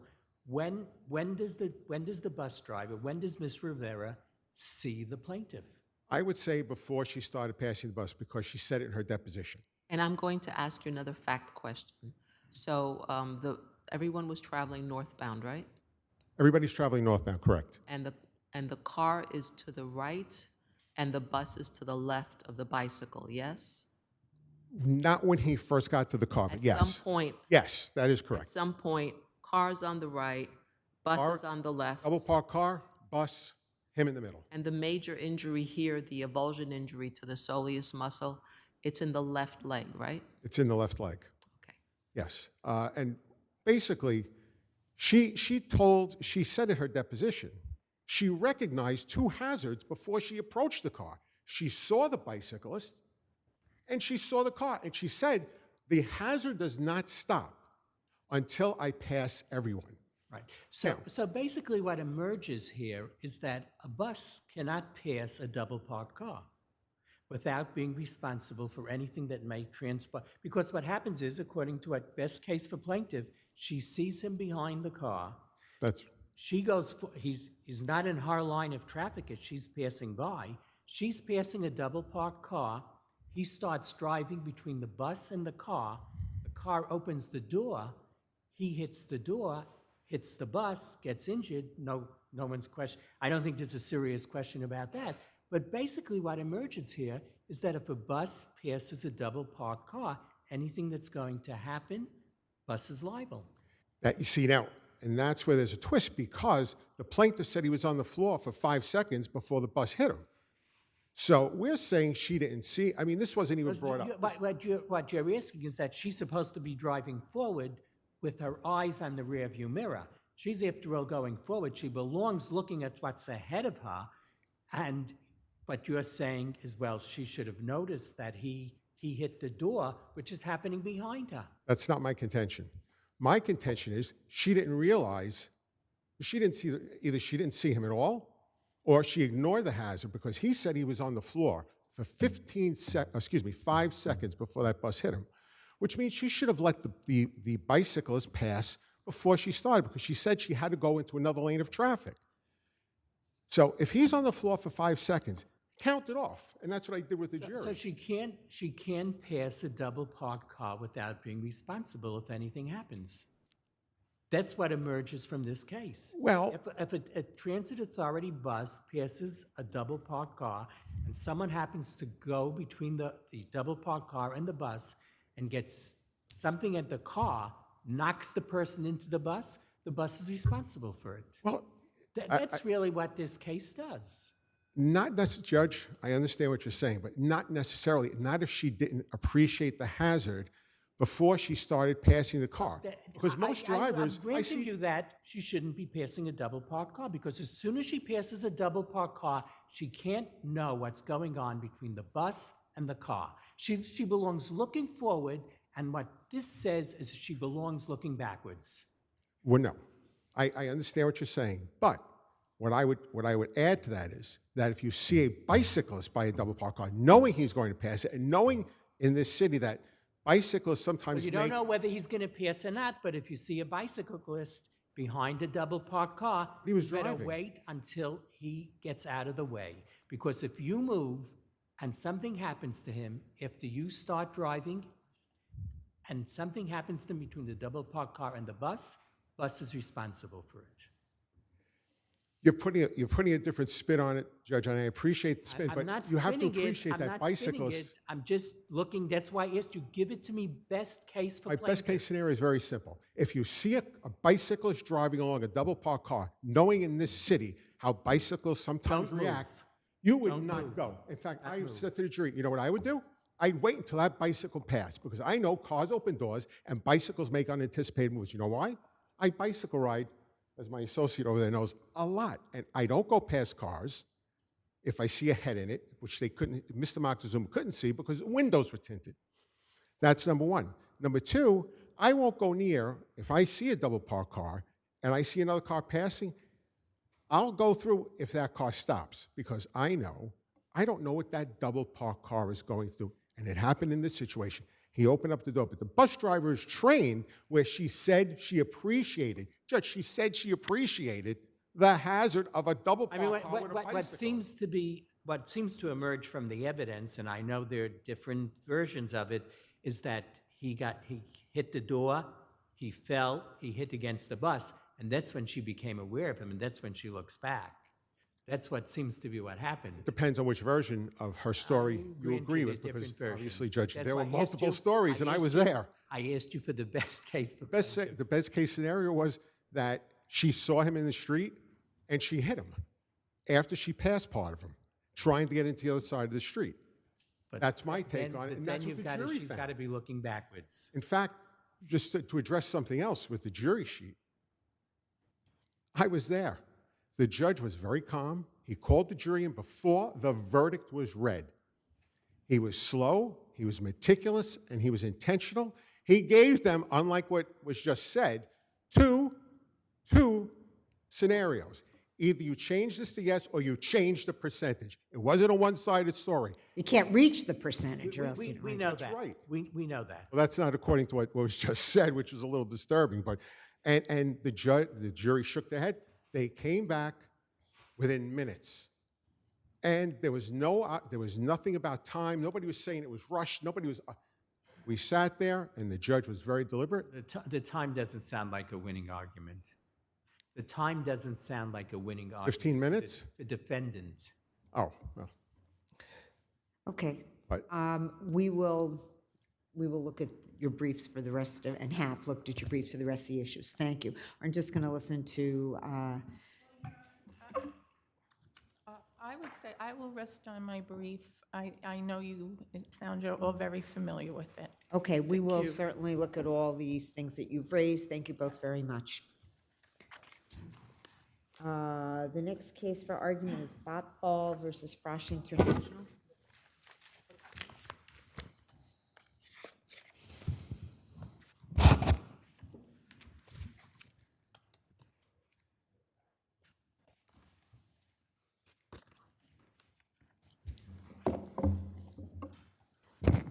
Just wait 1 minute till your adversary gets up Yes, Your there. Honor. Okay, you may begin. Thank you. Good afternoon, Your Honors. May it please the court. Michael Rella from the law firm of Davis, Wright, Tremaine, on behalf of the appellant, Frosh. Your Honors, we respectfully submit that Frosh's motion to dismiss Mr. Botball's breach of contract claim should have been granted for two separate and independent reasons. The first is Frosh canceled the contract after 1 year. Well, how did they cancel the contract? Because I know that there was this 1 year out provision, I think is the way you were referring to it on the record, that said you could certainly cancel for any reason at the end of 1 year, which would have been August 2019. In September, nothing happened that I'm aware of in August 2019, but in September 2019, you kept paying them, but you paid them less. How is that terminating the agreement? Well, Your Honor, I think that Changing the pay, I wouldn't have been too happy, but I don't see it's terminating the agreement. Well, I think it corroborates the fact, Your Honor, that the agreement was terminated.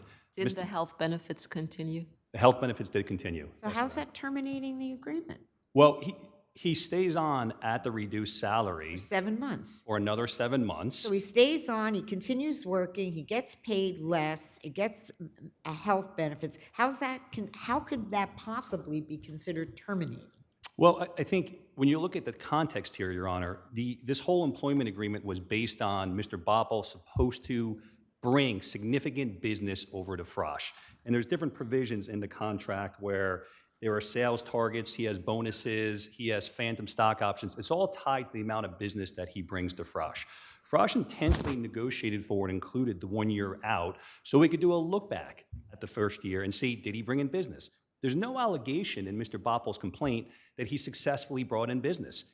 But you think you might have had an obligation to say, oh, by the way, you're not, keep it up your part, we're terminating you. Bye, thank you very much. Instead, you keep paying them less. I don't know why he continued to stay on, but that's not an issue here. You keep paying him less, you give him his benefits, he's still working. How does that, I just don't get how that's terminated. I get everything you're saying, Sure. I see what that says. I still don't see how this could be determined to be a termination. Sure, and I think one of the points you're going to, Your Honor, is notice, right? And there's clearly on this record, and again, it's a motion to dismiss, so we have to accept the record as it is and the complaint as it is. There's no allegation that there was written notice, but there did not have to be written notice. And specifically, if you look at the provision we relied on, which is 1C, it doesn't require notice. There are a lot of provisions in the contract that expressly require notice. If you look at R33, paragraph 9C, termination for cause, it says twice in that paragraph you have to give written notice. So, counsel, if you look at 1C, where it provides that the company may cancel the agreement in August 2019 without further obligations, construing the contract in a very strict manner, why isn't there an argument that once the Mr. Botball continued in employment in September, effective September, since you didn't do it in August, you were required to give notice of some kind so that he could know what his status was? Your Honor's question is, after August, when he stayed on in September, Yes. then when he was ultimately terminated in March, did we have to provide notice? Is that your? So, well, doesn't that's it the then, question. doesn't Who that then knows? go to, I mean, then there's a section 9 that talks about termination of employment. Section 1C was just for that 1-year company termination option, which I don't see how you possibly fit under that option. So then you have to go to a different option. Well, so, and they're all alternative arguments here. On the 1C argument, paragraph 9A, which is R33 of the record, cross-references that, right? And it specifically says that termination is automatic. It's automatic if the company terminates pursuant to Section 1. Section 1 is the 1-year look-back. So I'd respectfully submit, on the 1-year look-back, we didn't have to give notice. Section 1 has the 5 years and the 1 year. See, 1C. Yeah, the 1C is the 1 year. Correct, exactly. It says, shall terminate When did you have to exercise that right? at the end of the 1 year. When is that? It would have been, August 2019 would have been 1 year. But when you didn't do that in August of 2019, because Mr. Botball was fully paid in August 2019 and had all the commensurate benefits, then doesn't that option kind of expire? Well, after the 1 year, so September 2019, which is the very next month after 1 year. Yes, the very next month after 1 year, Right. after you declined to exercise your option in August. Well, Your Honor, I think the fact that the very next month in September that the pay went down, the parties are no longer performing under the contract, corroborates. How do you know? How do we know? How does anybody know? Because Mr. Botball concedes that he was no longer paid pursuant to the contract. His pay was substantially reduced. How does he know that he's terminated? How do we know that he was Well, terminated? and he wasn't terminated, Your Honor, to be clear. He continued to be an employee at will. He stayed on for a significantly reduced salary outside of the terms of the agreement here. How do you know how do we know that he was an employee at will? Because he continues to be paid and he continues to report to the office and he continues to work just So that. you're saying the terms of the agreement no longer apply after August 2019 because he was getting less than he was supposed to get, so he should have known that he was now an employee at will. Correct. And really the only opposition here is I didn't get notice, so I didn't know, and I would respectfully refer. So that's really important, though, because in order for him to get certain benefits, if he was terminated for cause, he had to have signed an agreement, a release, right? Is that what it's called? A release? There was a separation agreement, separation and release agreement? Separation and release agreement, correct. And that is the alternative argument, which is even if you don't buy into this 1 year out, even if you find that there's no evidence here that the company exercised its 1 year out, the employment agreement continued.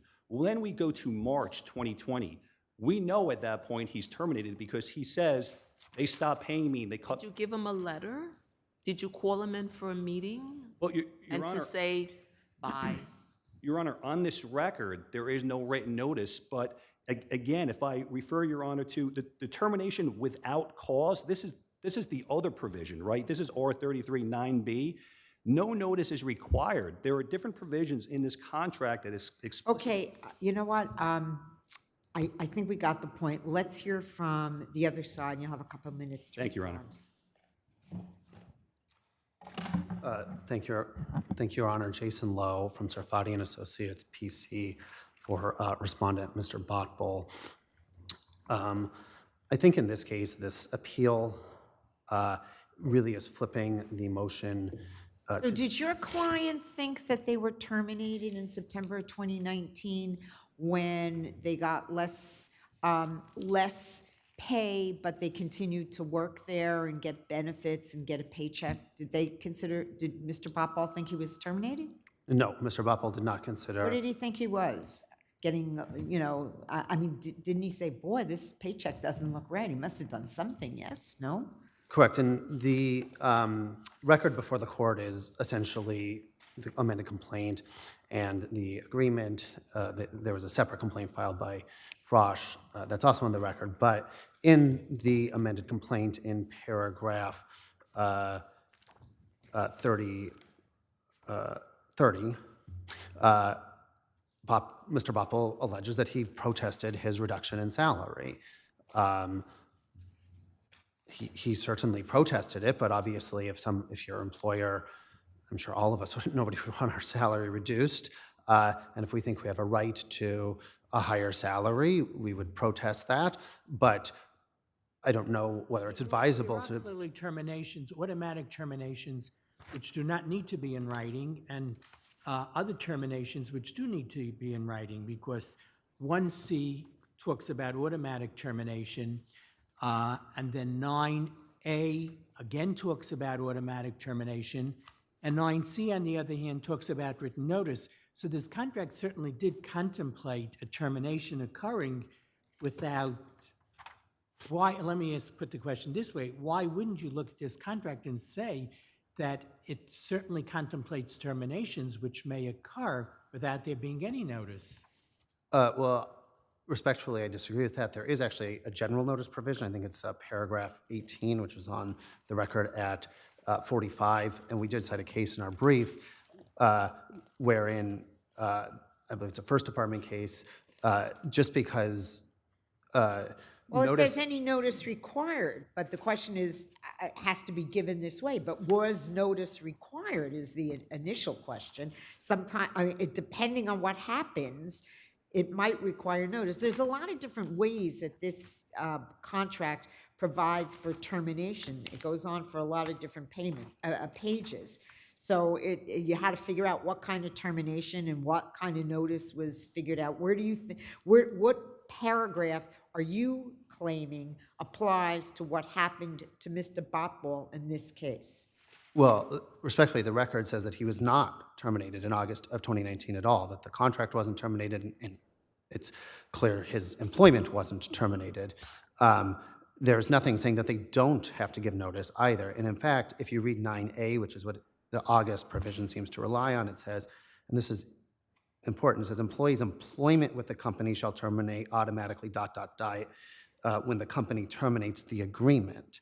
So his employment will terminate if the agreement is terminated under Section 1. So if they terminated the agreement under Section 1, his employment would have automatically terminated. He did not.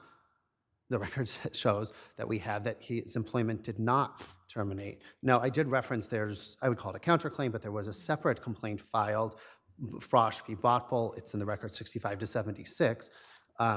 And I'll also note that there's non-compete sections in this, which is on pages 38 and 39, which is 11C of the agreement. 11C of the agreement says that if Mr. Botball's employment was terminated prior to September 1st, 2019, the non-compete post-termination covenants don't apply. However, on page 68 to 69, in the separate complaint filed by Frosch, they seek to enforce those same restrictive covenants. If their factual position is that they fired him in August of 2019, then how come they've also taken an opposite factual position that he's subject to the restrictive covenants? Why isn't the breach of good faith duplicative of the breach of contract? I'm happy to address that, Your Honor. So as I was starting to say, there's a standard, and the standard here is every possible favorable inference should be in Mr. Botball's favor, not in Frosch's favor. And at this point, they're asking for you to draw inferences because there's nothing saying he was terminated. Now, what Your Honor said, the other part of the motion to dismiss standard is you're asked to determine only whether the facts as alleged fit within any cognizable legal theory. So whether I don't think that there's any debate, there's not even really an opposition to the briefing we presented. If there's no contract, she's still entitled to recover. Or if it's under the first, if it's just the breach of contract cause of action, the first cause of action, or the second cause of action, the duty of good faith, there's certainly a cognizable legal theory that the duty of good faith and fair dealing requires some sort of notice. As we could see, even as we sit here today, they're still taking factual positions which are, they're an opposite. And just going into even if, and this gets technical, I'm sorry, but Hurry up and finish. yes, well, just very quickly, even on page 38 of the record, 11BI says that if Mr. Botball was fired without cause, that section doesn't apply, the restrictive covenant.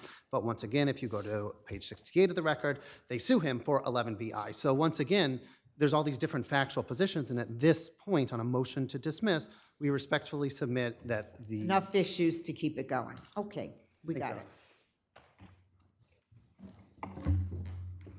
All right, you have 2 minutes to respond. Thank you, Your Honors. Very quickly, it's not the company's position that Mr. Botball was terminated in August 2019. Our position is we canceled the agreement in August 2019 under paragraph 1C. Under paragraph 1C, no notice is required. Under paragraph 9A, it says termination is automatic. This court decided Hamburg versus NYU Medical Center. Justice Friedman, you authored the opinion, and Justice Kapnick, you concurred. There was a very similar argument, which was you had a professor at NYU Medical Center who says, I was wrongfully terminated because I didn't get notice. And what you held was there was an employment agreement that specifically said for tenured employees, you need 1 year's notice. For non-tenured employees, you don't need any notice. The contract automatically terminates at the end of the term. The same is true here. There's no notice required. There are other provisions that require notice. The automatic termination provision in 1C does not require notice. Put that to the side. The condition precedent argument, which is an alternative argument, and again, this court, there are numerous decisions that we cite where this court, including members of this panel, have held that if you fail to satisfy an express condition precedent, then your breach of contract claim is barred. It's the MPay case, the Randall Island case, and the Rimrock case. Here, even assuming that the contract was not terminated in August 2019, there's no dispute that Mr. Botball was terminated in March 2020. He says they stopped paying me. He doesn't say he was terminated for a cause. He must have been terminated not for cause. The provision here where if you're terminated not for cause, it's paragraph 9C, which is on the record 33. It explicitly requires an express condition precedent. If you're terminated without cause to get the compensation that Mr. Botball seeks, he was required to timely sign and not revoke a general release. Mr. Botball does not dispute, number one, it's an express condition precedent. No dispute there. Number two, he does not dispute he did not satisfy that condition. As a matter of law, this court has held over and over again, if you fail to satisfy an express condition precedent, it bars a breach of contract claim. Okay, we will certainly take a look at all those sections of the contract and see if we can figure it out. Thank you. Thank you, Your Honor. Very much. Have a good afternoon. Next case for argument is Markham versus the body Balkin.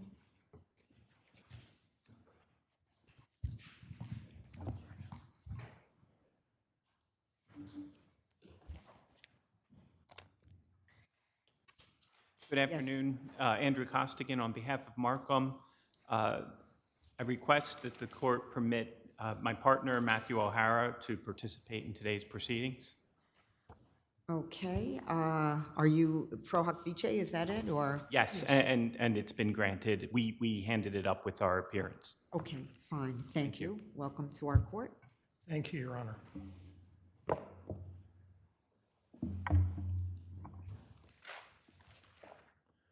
Good afternoon, Your Honors. My name is Matthew O'Hara. I represent Markham LLP.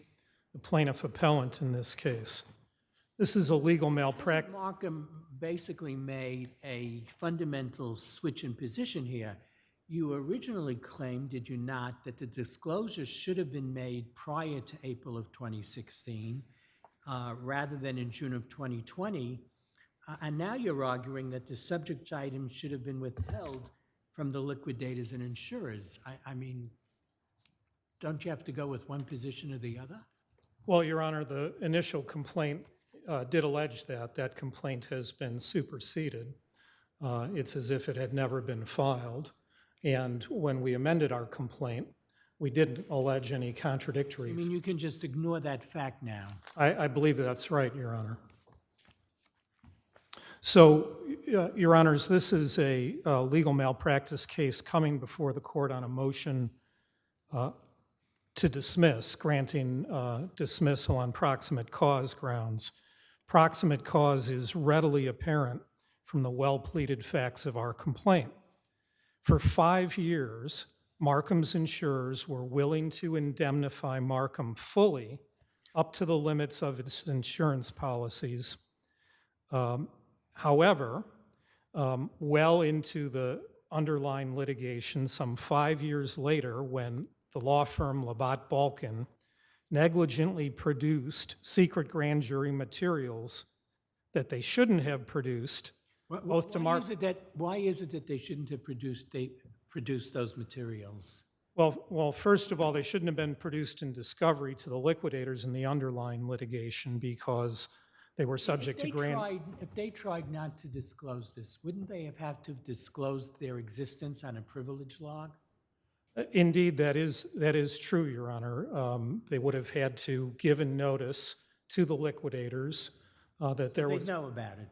I'm sorry? So they'd know of its existence. They would know of its existence, and in fact, the liquidators knew of the existence of the grand jury investigation and Markham's cooperation So, with that so how could investigation. this possibly have affected the situation, whether they produced these documents or didn't produce these documents? Well, it's because, Your Honor, that the grand jury materials, particularly the declaration of Gregory Giuliano, right, had a particularly inflammatory statement in it from an AUSA. That's not actually grand jury material, is it? That's a separate document. This isn't the type of grand jury material that is protected when we say we can't produce the grand jury, the testimony that goes on in the grand jury. That's not this type of a document, is it? Well, it is, Your Honor. Even though Mr. Giuliano was not testifying in the grand jury room, the declaration that he gave revealed what had transpired before the grand jury. So Mr. Giuliano's declaration begins by quoting a statement from a letter from the AUSA that talks about what the investigation to date had revealed. And there are cases that say that an affidavit submitted to a court in connection with a grand jury investigation, which reveals what took place before the grand jury and indeed are protected by grand jury secrecy. Going back to Justice Friedman's question,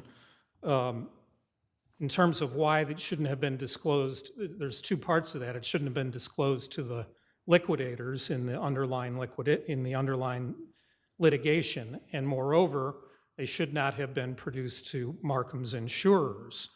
Now, the court below found that Markham had an obligation to notify the insurers of that grand jury declaration under the prior knowledge condition of the policy, but if you read that language, it doesn't support that conclusion at all. In fact, what Markham had to have was prior knowledge of a wrongful act on its part likely to give rise to a claim. And a claim is a civil or adjudicatory proceeding or a demand for damages. It's not a criminal investigation.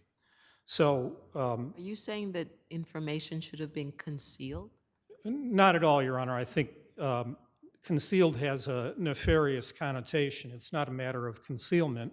It's a question that the law accords a privilege of secrecy to parties who provide information as witnesses before a grand jury. And so it wasn't a matter of concealment, it's a privilege that the law recognizes.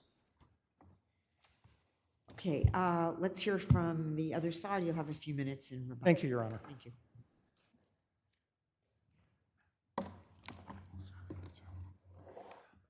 Good afternoon, Your Honors.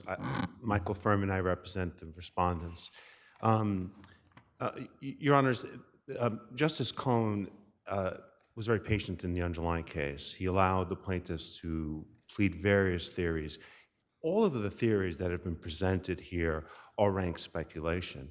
But one thing that Mr. O'Hara said I do want to address, which is that, in particular, Justice Gonzalez, you had mentioned whether my clients should have concealed. They couldn't possibly have done that. But more importantly, that information was requested by the insurer 2 hours before that information was ever given to them. What was inevitable here is that in the sequence of events, This information was going to come out. it was definitely going to come out in one form or another. Either it would have been revealed in terms of the raw data, or it would have been presented in a privilege log. They clearly were responsive to the discovery demands. There's no debate over that. That's an undisputed fact. So under the CPLR, my clients were obligated to either produce that or raise a privilege. But either way, that information would have been available. What happened was, in a case with millions of documents being exchanged, there was a deposition of a witness, Dennis Schall, over 3 days. And it turns out that about a year's worth of emails were not produced. Now, the plaintiffs weren't aware of that. They didn't raise an issue.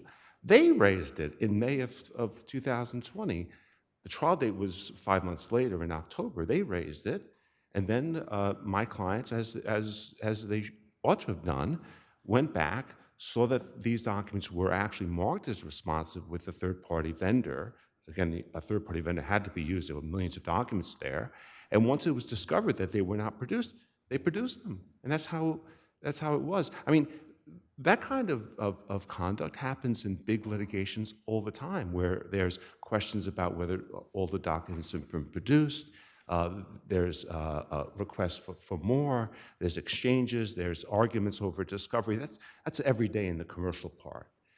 So what happened here, in any fashion, whether it was produced in a raw sense or if it was produced in a privileged sense, the fact of the declarations involving grand jury information would have been available. And then the insurers had every right. They could have asked in 2016 or they asked for it in 2020. But in either way, my clients don't control what insurers do and ask for. And in effect, in a very ironic way, Markham is blaming my clients for their own failure.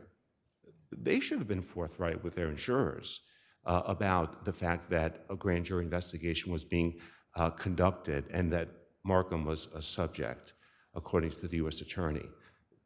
That was well before my clients were ever retained on this case. Is it just the production of these documents that was the malpractice claim at this point?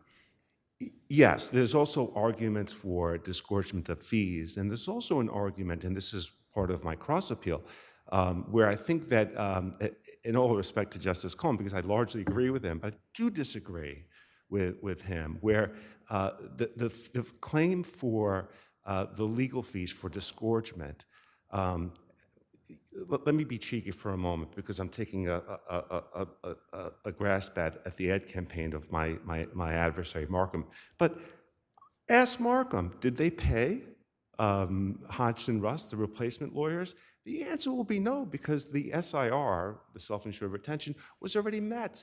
I've asked any number of times. I'll ask it again. I'll ask Markham, just like the commercial says. Did they pay Hodgson Ross? They don't answer that question. The second part of it is, if logically the cost of coverage counsel that is being made against us, which Justice Cohn did not dismiss, if we're not responsible for the coverage with brouhaha, for lack of a better way of describing it, then how could we be responsible for paying for the fees? Was that Reed Smith who came in? Was that the coverage? Correct. counsel? Reed Smith came in to deal with AIG and CNA's position On on this prior coverage issue. knowledge. So if that took place in 2016 or if it took place in 2020, how was Balkin responsible for that? So that's where I respectfully, to Justice Cohen, I disagree with him there. It logically doesn't make sense to keep those claims alive while dismissing the main claim, which is that we're responsible for the coverage position. If there are no further questions, I'll rest. Okay. Thank you. You'll have a couple of minutes on rebuttal. Thank you.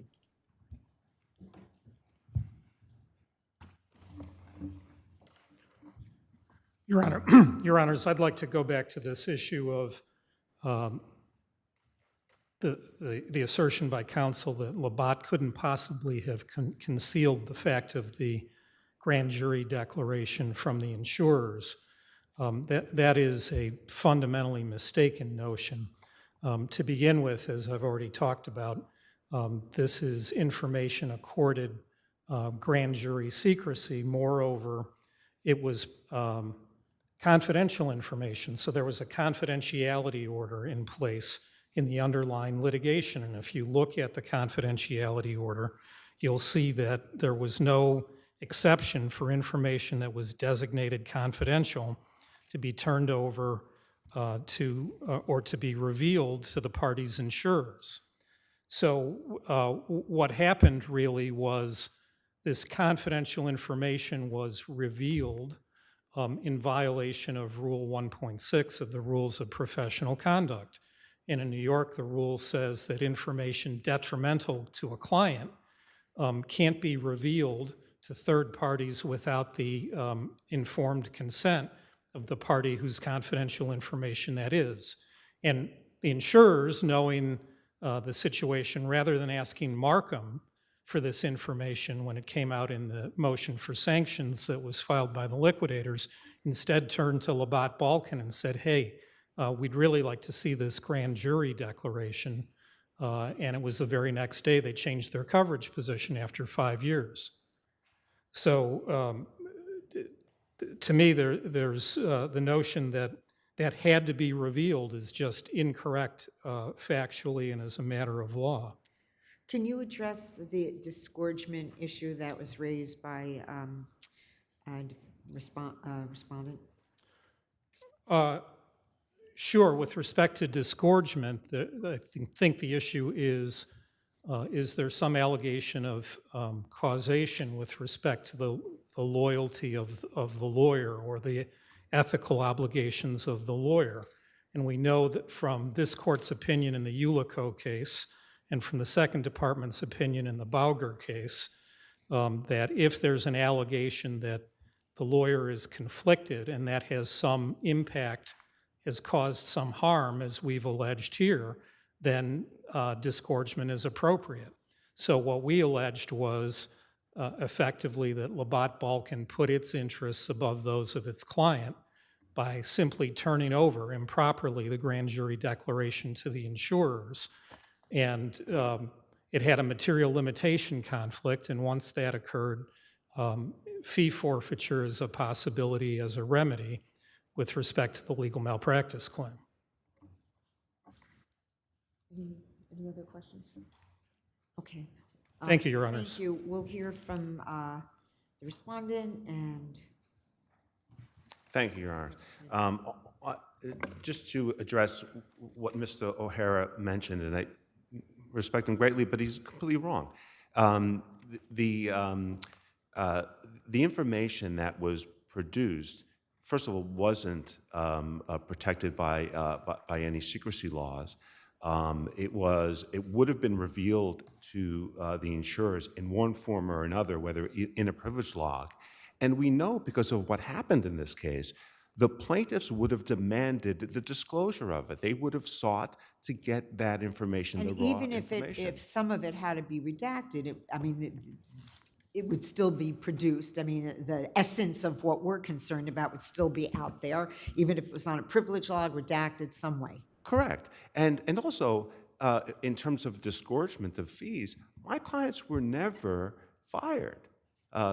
It was Markham that told our clients in the middle of this discovery issue that you should put your carrier on notice. And my clients rightfully and ethically at that point said, I can't continue to represent you, Markham, if you're telling me that I did something wrong, that I should tell my carriers about it. So then they made a motion to withdraw. They were never fired, and that motion to withdraw— That never got decided, right? Correct. Because the Correct. case settled 2 days later, is that? Correct. something like 2 that? days later.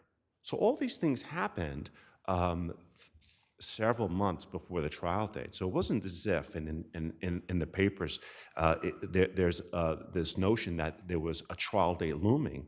There was a trial date in October. These things were happening in June. So there was no a fire drill going on. It was, for whatever reason, Markham wanted to settle the case and thought that my clients would participate in some manner. So they asked my clients to put their carrier on notice. I mean, that's a tactic, is what it is. I think we all see right through that. Thank you, Your Honors. Okay, thank you. Thank you both, counsel. We will certainly take a look at that. Further look. Columbia Consultants. Next case for argument.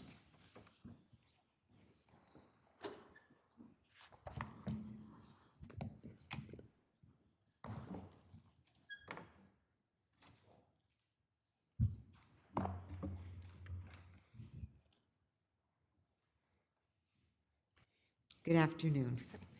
Good afternoon, Your Honors. May it please the Court. Elise Stack of Baker Hostetler on behalf of defendant appellants.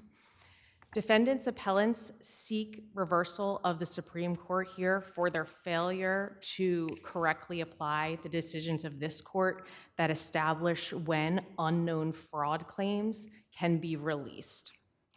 But I don't want to start with the mutual release here, which is a broad mutual release and which language does fit directly within that precedent. I want to start with the no representations clause, and that's section 3 of the settlement and release agreement. That separate no representations clause disclaims reliance on oral and written extra contractual statements and contains a specific no reliance provision. The trial court got it wrong by waving its hand over it as if it was a general merger clause. It's not. There is also a separate general merger clause, which is section 6.9. There's also a statement that all of the parties were represented by counsel. There are also multiple provisions stating that the settlement and release agreement superseded, extinguished, and nullified all of the obligations under the purchase agreements. But the settlement and release agreement didn't just stop there. It also has a separate section, section 1.3b, which takes it further, saying that each releaser understands that it may later discover claims or facts that may be different from or in addition to those that it or any releaser now knows to believe to exist, and says that even if those facts that it later determined or realized were untrue materially affected their decision to enter into the agreement, that the releaser still hereby waived any right or claim that might arise as a result of such claims. That language goes well beyond even the cases that we cited to the Supreme Court here, such as WT Holdings, Avnet versus Deloitte Consulting, Dubois versus Century Realty, and International Plaza, which are all cases that members of this panel here are familiar with. So based on the no representations clause alone, the fraud claim here is not viable. And now we get to the mutual release, another independent basis to dismiss the fraud claims here, as well as any of the claims arising under the separate Tokyo agreement. The specific language, any and all claims, whether now or unknown, that's the language that this court has found in Centro, Avnet, CAFA, Evans, and Glodak, again, decisions that this panel is familiar with, that finds that unknown fraud claims are released. What the trial court got wrong here is not accepting that unknown fraud claims can be released. That is, a release of unknown fraud claims cannot be, quote, unfairly and unknowingly made just because the fraud was unknown. When you can release an unknown fraud claim and you have a mutual release that tracks the exact language of the case law of this court, then the fact that you didn't know about a fraud claim means that it was still released. You can't get around it by simply alleging you didn't know. This is why this court has repeatedly stated that in order to get around a mutual release that releases unknown fraud claims, that you have to allege a fraud that is separate from the release. That was not addressed here by the Supreme Court. Counsel, was the issue of duress ever raised? There's an indication, what is it, at record 2829, in or about February 2017, Akiva told Sartiano that he had to settle his dispute with, how you say it, Danukt? Danukt. Immediately, or else he would never receive payment and would have to chase after the money due and owing to him through litigation. No, Your Honor, duress was never raised. The allegations there is litigation discussions between the parties. So they had a purchase agreements whereby certain payments were to be made and there were obligations by both parties. When Mr. Sartiano sold his shares back to Mr. Akiva. And so it's alleged in the complaint that during the course of the parties' relationship under those purchase agreements, that essentially what Mr. Akiva allegedly said is, you're going to have to sue me to get your money. And then there was litigation threats back and forth. So really, again, duress was never raised, but that goes to absolutely that these parties were in an adversarial relationship. They were represented by litigation counsel. There were threats of litigation back and forth. Which again falls under this court's well-established precedent in Centro that has been upheld over and over again, where there can be a release. So the settlement and release agreement pertains to the two purchase agreements, is that correct? The entire relationship with the parties, but yes, specifically the two But purchase not to the agreements. licensing agreement? The Tokyo license agreement? Yes. The Tokyo license agreement, what impact does it have on the Tokyo license agreement? Pardon me, I couldn't hear you, Your Honor. The Tokyo license agreement, how does it interplay with the Tokyo license agreement? So the Tokyo license agreement is a... And why wouldn't the allegations about the Tokyo license agreement support the cause of action for tortious interference? Thank you, Your Honor. I will answer all of those questions. The Tokyo license agreement is specifically referenced in the first purchase agreement. So if you go to, it's page 62 of the record, this is where the Tokyo license agreement is referenced. So again, the settlement and release agreement specifically superseded, nullified, extinguished all of the obligations But of... isn't the Tokyo license agreement a consummated agreement which is consummated before the settlement and therefore doesn't fall under its provisions? What plaintiffs have argued is that consummated transactions are accepted from what has been nullified, but we've said that That's what it says in paragraph 1.1, isn't it? the consummated transaction, yes. Right. The Tokyo agreement is not a consummated transaction. And I think that that's clear under the plain language of the settlement and release agreement, and also the purchase agreement itself. With the purchase Why agreement, isn't it a consummated agreement that it's gone into operation in May of 2015, had May 12, 2015?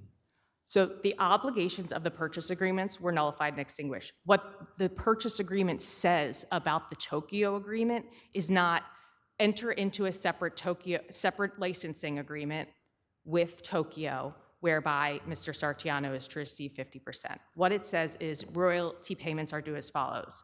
Purchaser, who is the Akiva parties, will use best efforts to have the operating entity make payments direct to both purchaser and selling member. If unable to do so by operating company, purchaser will pay selling member 30 days after close. So this is saying that there's options. There's an obligation under the purchase agreements, which were extinguished, for the purchaser, the Akiva parties, to direct the Tokyo licensee to pay 50-50. There were disputes about the purchase agreements, all of the monies owed under the purchase agreements, almost all of the obligations under the purchase agreements. and then all of those obligations were extinguished. So the fact that the parties effectuated this provision, 1.3b in the first purchase agreement by entering into a separate Tokyo agreement, and I just misspoke here, Mr. Sartiano was not a party to that agreement. The fact that the parties effectuated a third-party contract that my clients entered into with the licensee to effectuate this provision of the purchase agreement does not change the fact that it's simply an obligation of the purchase agreement to share in that future licensing revenue. And then the remainder of the settlement agreement itself makes clear the parties' intents to eviscerate and end all future relationship and future payment obligations between the parties. That's seen in section 1.3b, as well as almost every recital of the settlement and release agreement. Okay, let's hear from the other side. You'll have a few minutes for rebuttal. Thank you, counsel.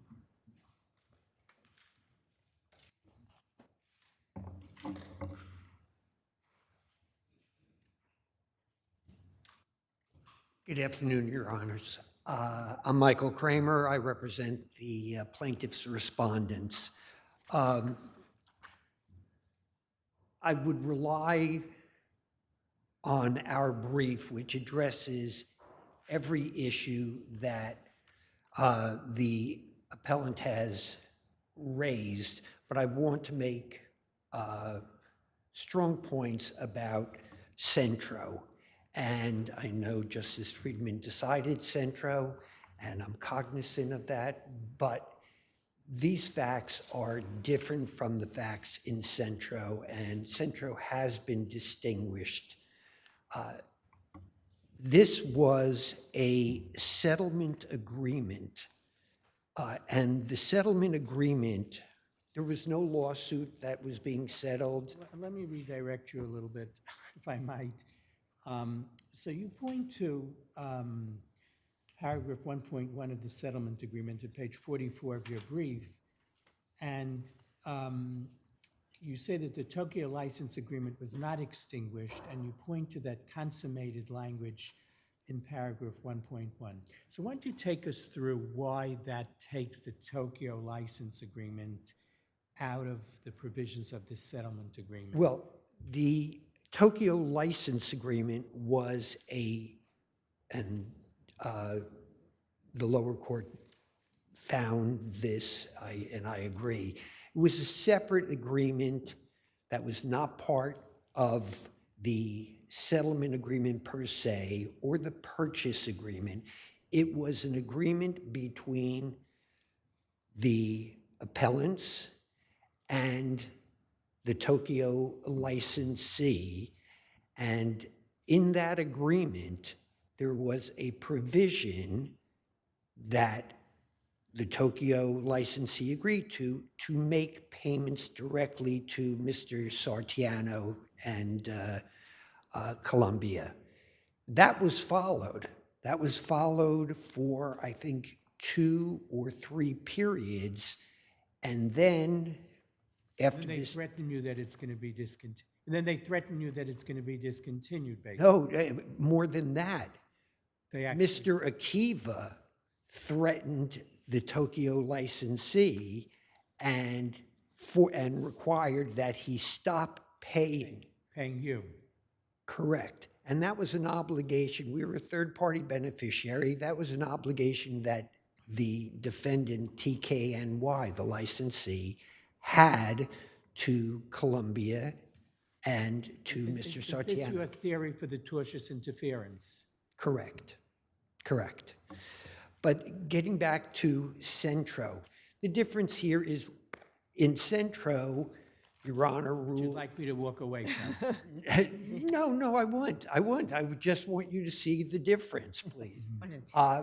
In Centro, Your Honor pointed out that the plaintiffs there knew that they had not received everything. They knew it, and yet they signed an agreement which gave them $64 million, and it was paid immediately. In this case, There were purchase agreements totaling $2.5 million. We didn't dispute that. There's no claim of fraud regarding those purchase agreements. The disputes after the purchase agreements that went on for 2.5 years was as a result of the defendants failing to pay the $500,000 and the license and the royalty fees that were required. We were chasing money that was due to us. That's what the settlement agreement is about. When the very beginning of the settlement agreement is to settle the disputes. The only disputes then were plaintiff's claims that he was owed the remaining monies under that $2.5 million purchase. And So your argument, counsel, is that the settlement and release agreement does not encompass the One Oak Tokyo. Well, that's one separate and apart, part of it, but it otherwise stands. It otherwise. The settlement agreement, we believe that and let's separate, the purchase agreements, we have no fight with. The only disagreement, which never went to litigation, was we had not gotten our money. But then you settled it. We settled it for $1 the million money. and change. No, for $532,000. That was the payment, and in fact, the money came from the people that Mr. Akiva was doing a deal with. Didn't you receive $1.432 million by way of the release? I don't believe so. I believe it was $532,000, and then they agreed to pay the payments that were due under the settlement agreement in installments of $200,000. But that initial payment was $532,000. And so this is very broad release language. It is very broad release language, but here's the question. The question becomes, notwithstanding the fact that it's broad, it doesn't mention the word fraud, doesn't mention the word the due on sale clause. It doesn't have a specific reference to those issues that are before the lower court. There have been 3 attempts to... 1.3a, any and all claims of every kind and nature whatsoever, whether now known or unknown, foreseen or unforeseen, suspected or unsuspected. Again, even those types of releases can be avoided if they are the product of fraud.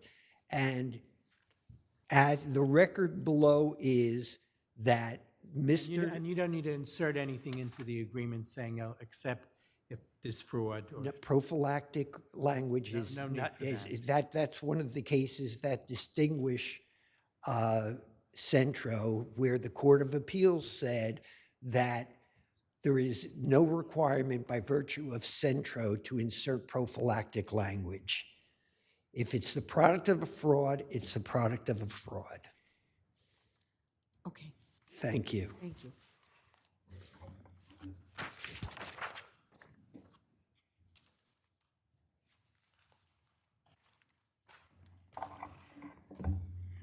Can you address that last point, that the fraud was sort of separate and apart and wasn't covered by what we all agree is a very broad language of the settlement agreement? Yes, Your Honor. Under Centro, it's not required to specifically say fraud. The language here is precisely what it is in those cases in Centro and CAFA and the cases that follow Centro. And I was going to start with the distinguishing case that Mr. Kramer referenced. The only case in his brief where Centro was distinguished was the ACA case or ACA case, and that case didn't involve a release. So they said that there was no prophylactic necessary. But Centro is very clear Mr. Kramer also mentioned how would they have the ability to know. In Centro, they knew that the financial statements may or may not have been accurate. But the bar set in Centro, respectfully, is fairly low. In fact, the court here said, here by contrast, plaintiffs were well aware that Conocel did have a value. That was the bar that was set.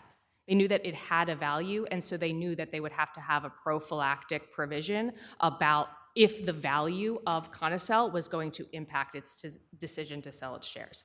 Did Mr. Sartiano know what he was giving up here? Absolutely. And how do we know that he knew? First, the on-sale clauses are in the purchase agreements. Why were there on-sale clauses in the first place? Because Mr. Akiva may have been selling Mr. Sartiano's shares at some point, and he bargained for, at that time, an ability to share in that profits for a certain period of time. He gave up that right in the settlement agreement. That's not disputed.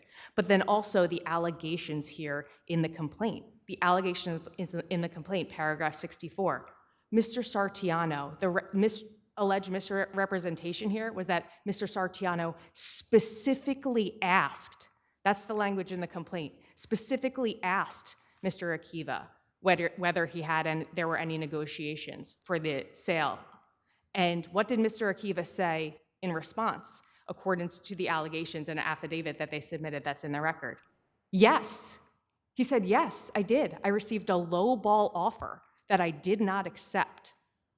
This goes well beyond, so this is not below, or this is not above the Centro bar. This is well within it.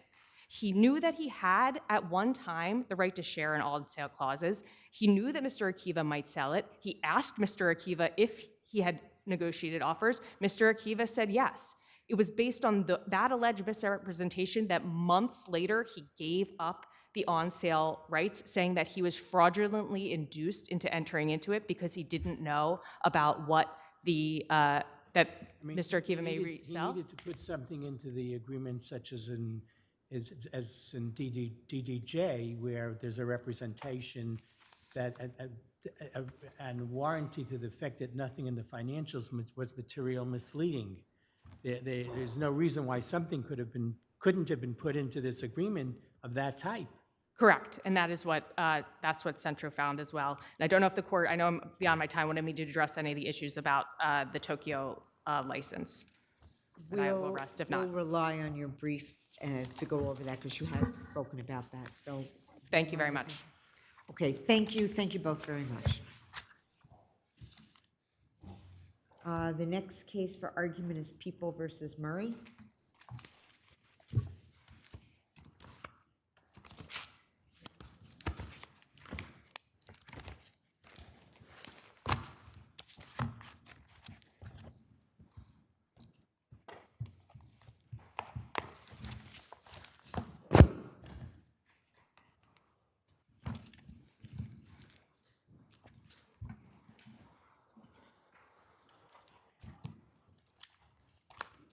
Good afternoon, Your Honors. Good afternoon. Katrina Jean Myers from the Office of the Appellate Defender for Mr. Tyrone Murray.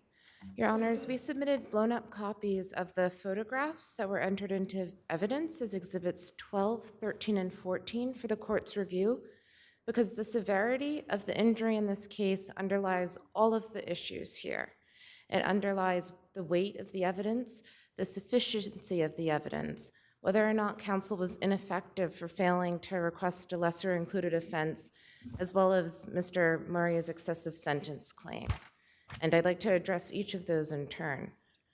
Primarily, the photographs do not depict a seriously permanent disfiguring injury.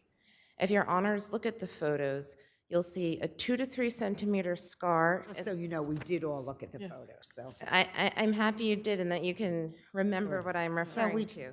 It's a 2 to 3 centimeter scar in the center of the complaining witness's forehead.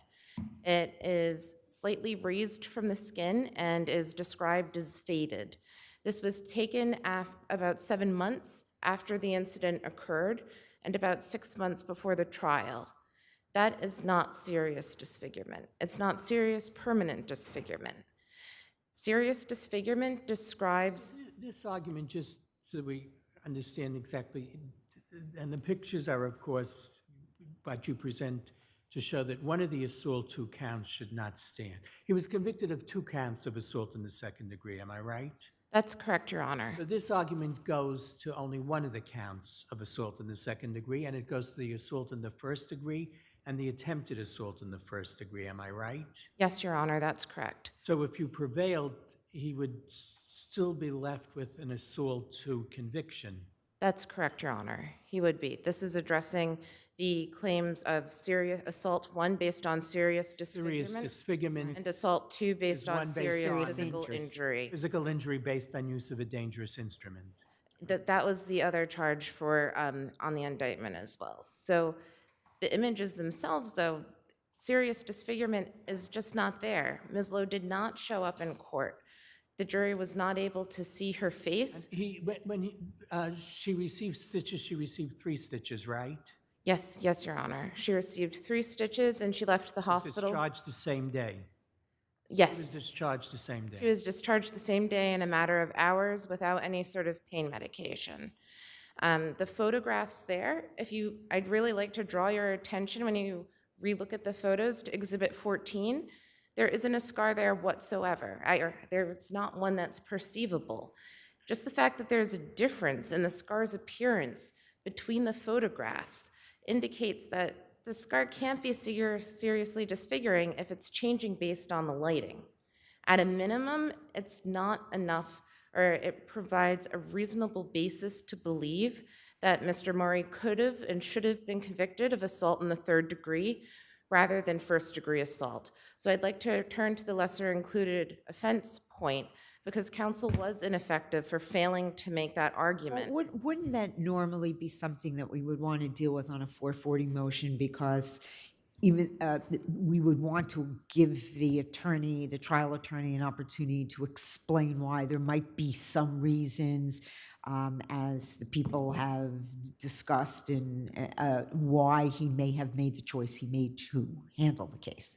Yes, Your Honor. And this court has found that this issue may be raised on direct appeal, and there's enough. Yeah, and there's sufficient evidence here that Mr. Murray's attorney really did mess up when he didn't request a lesser included offense.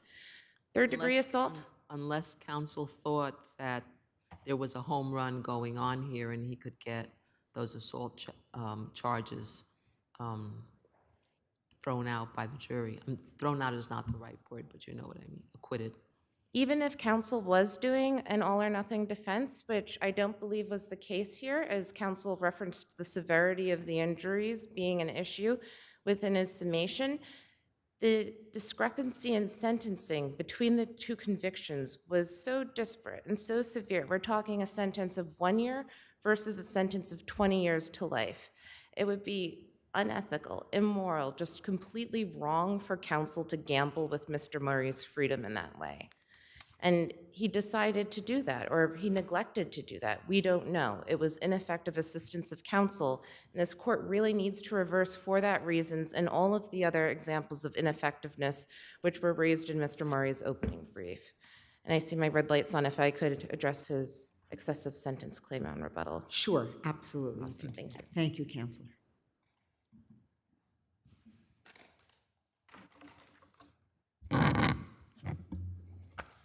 Good afternoon, Your Honors, or evening. May it please the court. Julia Gorski for the people. Defendant's legal sufficiency claim is unpreserved for this court's review, but even on the merits, defendant's attack on the jury's verdict falls under both standards. The jury saw the photos of the victim's injury, heard Dr. Hercules' testimony with respect to the injury, and determined, based on that evidence, that the victim was seriously disfigured. I mean, you did see the photos, and that's what we have to go on. I know the victim was not in the courtroom, right? She did not testify. She was not in the courtroom. I mean, how can we... there's a concern by looking at these pictures that there is a serious disfigurement. It portends a certain explanation, and we looked at the pictures. So how, was that against the weight of the evidence? The jury had good reason to determine that it was seriously disfiguring. If you look at the photos, beyond the laceration scarring, that's the raised discolored area, there's a surrounding area that is sunken. And Dr. Hercules testified that that sunken area is a result of fat loss in her face as a result of the laceration. The jury was free to reject that expert testimony. Defense counsel explicitly asked it to. The jury was also free to look at the photos and also determine that it wasn't seriously disfiguring or objectionable to look at, and it didn't do that here. It looked at the evidence, it considered it, and that determination should... Even if it's not preserved on the legal sufficiency, is this something which could be reached as a matter of weight of the evidence? Yeah, weight of the evidence does not have to be preserved, but here, again, the only other inference to be made given the overwhelming evidence of serious disfigurement is that it wasn't serious disfigurement. And again, the jury could have come to that conclusion, and the defense attorney asked it to come to that conclusion, and it did not. But yet the appellate law in this area, it does reflect that notwithstanding the jury's determination, there is a judicial role here whether the injury is sufficient to support the crime that's been charged or the crime that the defendant has been convicted of. And it is. It is a seriously disfiguring injury. It is in the middle of her forehead. That's not an area that can be easily covered unless she decides to grow bangs or wear a hat down to her eyebrows every day. And I would direct your honors also to the most recent photographs of her, especially the one from the neck up. The first thing that you see when you look at her face is that indentation in the scarring in her head. It's hard to miss. And just where the location of the injury is, coupled with the indentation and the scar, it shows to a reasonable observer that something traumatic had happened to her, and that is what a seriously disfiguring injury is. I will turn to defendant's ineffective assistance of counsel claim. As your honors have noted, defendant did not file a 440 motion in this case, so we do not know trial counsel's reasoning for the decisions defendant is now claiming about on appeal.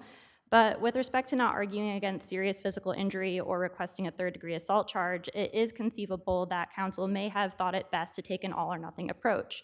And this is especially so because if he, conceded that there was only physical injury here, that would have established second-degree assault under subsection 2, which defendant was facing 12 to 25 years to life on. So this wasn't a matter of 1 year in jail and 20 years in jail. The minimum, if you concede the physical injury, was 12 years to life.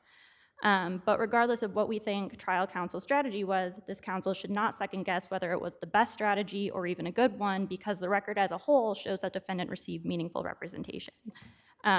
Again, before the trial even started, counsel obtained a suppression hearing during voir dire. He objected 2 jurors over the people's objection for cause.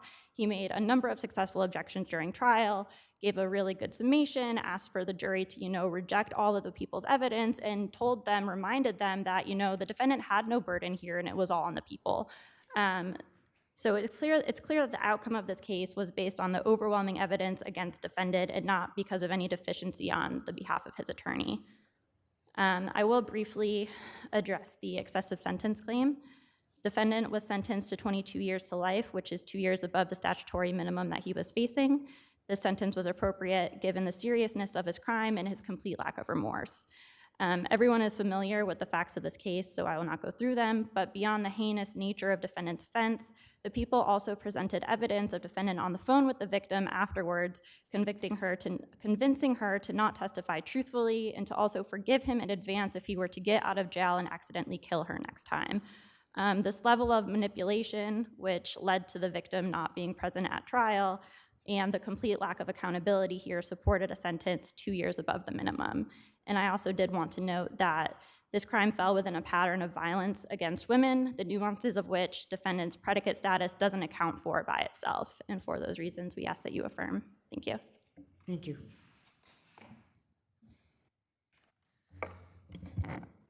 Hello, Your Honors. Just very quickly, I must say the traumatic nature of the act, which was undoubtedly scary, cannot be considered in this court's determination about serious disfigurement and the severity of the injury. This court needs to look at the injury alone and make that determination free from emotion. And that's the very reason why this court should address this in the interest of justice. I have to say that I appreciate your making the distinction, because in the context of what happened to this person, to this wife, This was a terribly violent act on behalf of the husband. I mean, he stomped his boot into her head. And when you look at one of the photographs, you see a hole in her head. But then when you see the scar, she seems to have healed. So thank you for making the distinction. Yes, Your Honor, and it is about how the scar did heal, the injury she was left with, and it is not what the legislature defined as serious disfiguring.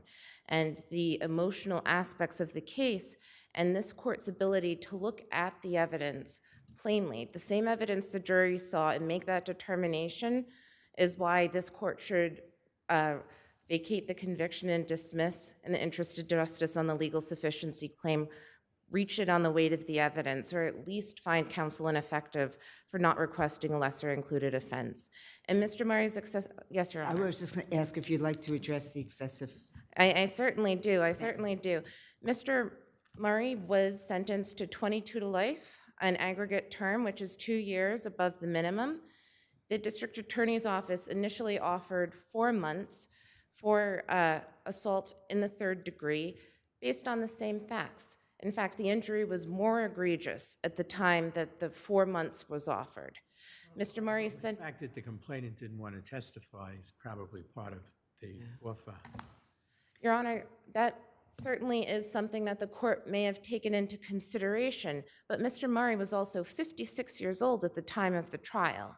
22 years to life he'll most likely die in prison.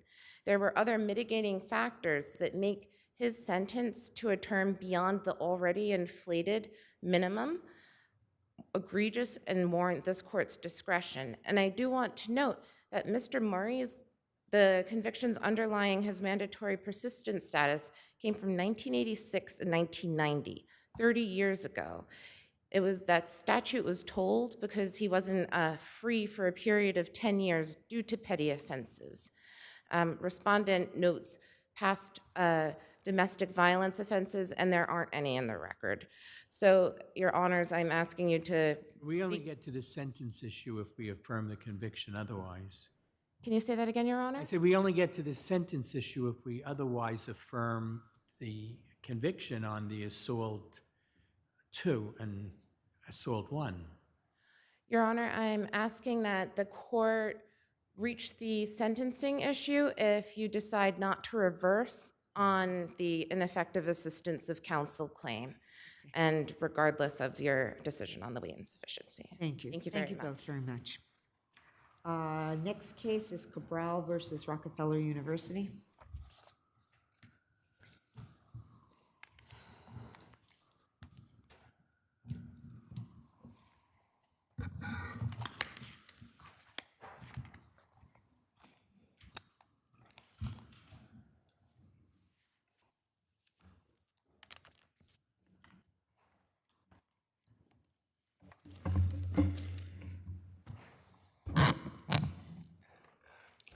Okay, counsel, just tell us, please, who you are and who you represent. Absolutely. I'm Eric Berger from Cozen O'Connor. I represent the appellants, the original appellants, Rockefeller University and Turner Construction. Great, thank you. So I'm going to first address the proximate cause issue and state to your honors that the award for summary judgment, partial summary judgment, should have been vacated. To establish 241(6) liability, plaintiff has to demonstrate that a violation was a proximate cause of the accident, black letter law. In this instance, because there's an issue, a tribal issue, the underlying judge stated so herself, that there's an issue of fact as to the cause of the accident, summary judgment should not have been granted. To give you the two positions or arguments that both plaintiffs and Prince, the manufacturer, made, is that we argued in our underlying paper. Factual disagreement as to what actually caused the plaintiff's injury, whether it was a defective piston, or whether it was the cotter pin? Absolutely. There is an issue about that. Absolutely. On page 11 of the underlying decision, the issue is we put forth an expert who said that the cotter pin had nothing to do with it. In fact, the accident would have occurred, the piston would have broken whether or not there was a cotter pin in place. And the opponent of the motion argued that no, it's not a design defect. It's not a design defect. It's the fact that there was a missing pin. So the judge ruled that, well, you can't grant summary judgment in favor of Turner and Rockefeller because there's an issue of fact as to what caused this piston to fail. And then 2 pages later, she opines that or concludes that there was a violation of a couple of industrial codes and assumes that there was proximate cause, that the violation caused the accident, and that's a missing piece of the puzzle that you can't grant summary judgment for. It's a fairly basic, yes, Your Honor, sorry. Did you finish what you were saying? I'm done. So with respect to 241-6, did you provide any records as to the prior the last inspection made of the piston? I don't believe it's in the record, an actual document that indicates when the last inspection was. So are we able to grant you summary judgment? Grant me summary judgment? I don't think he's asking for summary. He's not asking for summary judgment. Do I have the wrong people in mind? He's the... Oh, I mean, I have a motion for summary judgment that was denied as an issue of fact. And our argument with respect to the affirmative argument that seeks summary judgment is that Iseki doesn't require an inspection. That element of 9.2a isn't specific. Therefore, no inspection was required. And what Iseki has held is that you have to have actual notice. In other words, someone has to complain that there's a defect, then you have to remedy it, and then there has to be that defect has to cause the accident. And so in that instance, because there's no duty to inspect, the failure to inspect can't create liability. But aren't there aren't there other reasons? I mean, there seem to be issues as to how this accident actually happened. So even if there was no duty to inspect, that doesn't let you off the hook, does it? I think under the Iseki, it certainly lets us off the hook under 9A. 9.2a, absolutely. I mean, on one industrial code, but not Correct. Necessarily on the other industrial Well, code. the other code is a general code, 1.5C3, and my argument with respect to 1.5C3 is that the Becerra court held that they're functionally equivalent, that 9.2a and 1.5C3 are equivalent. So if there's no duty to inspect under 9.2a, there can't be a duty to inspect under 1.5C3. You would be out of the case. You would be out of the case, right? Yes, absolutely. The other point I want to make is, even aside from all that, 9.2a is specific as to power-operated heavy equipment. 1.5C3 talks about safety devices, safeguards, equipment.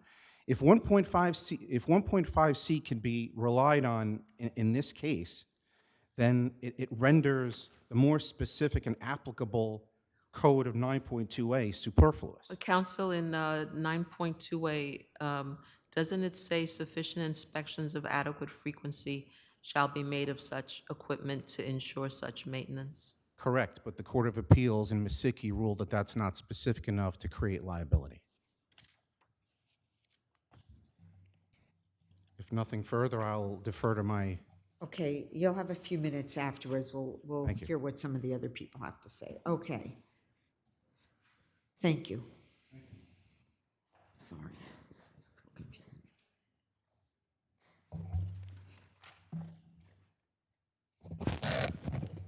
Good afternoon. May it please the court, Eileen Kaplan, Lefterakis and Panic, for plaintiffs, respondents, appellants.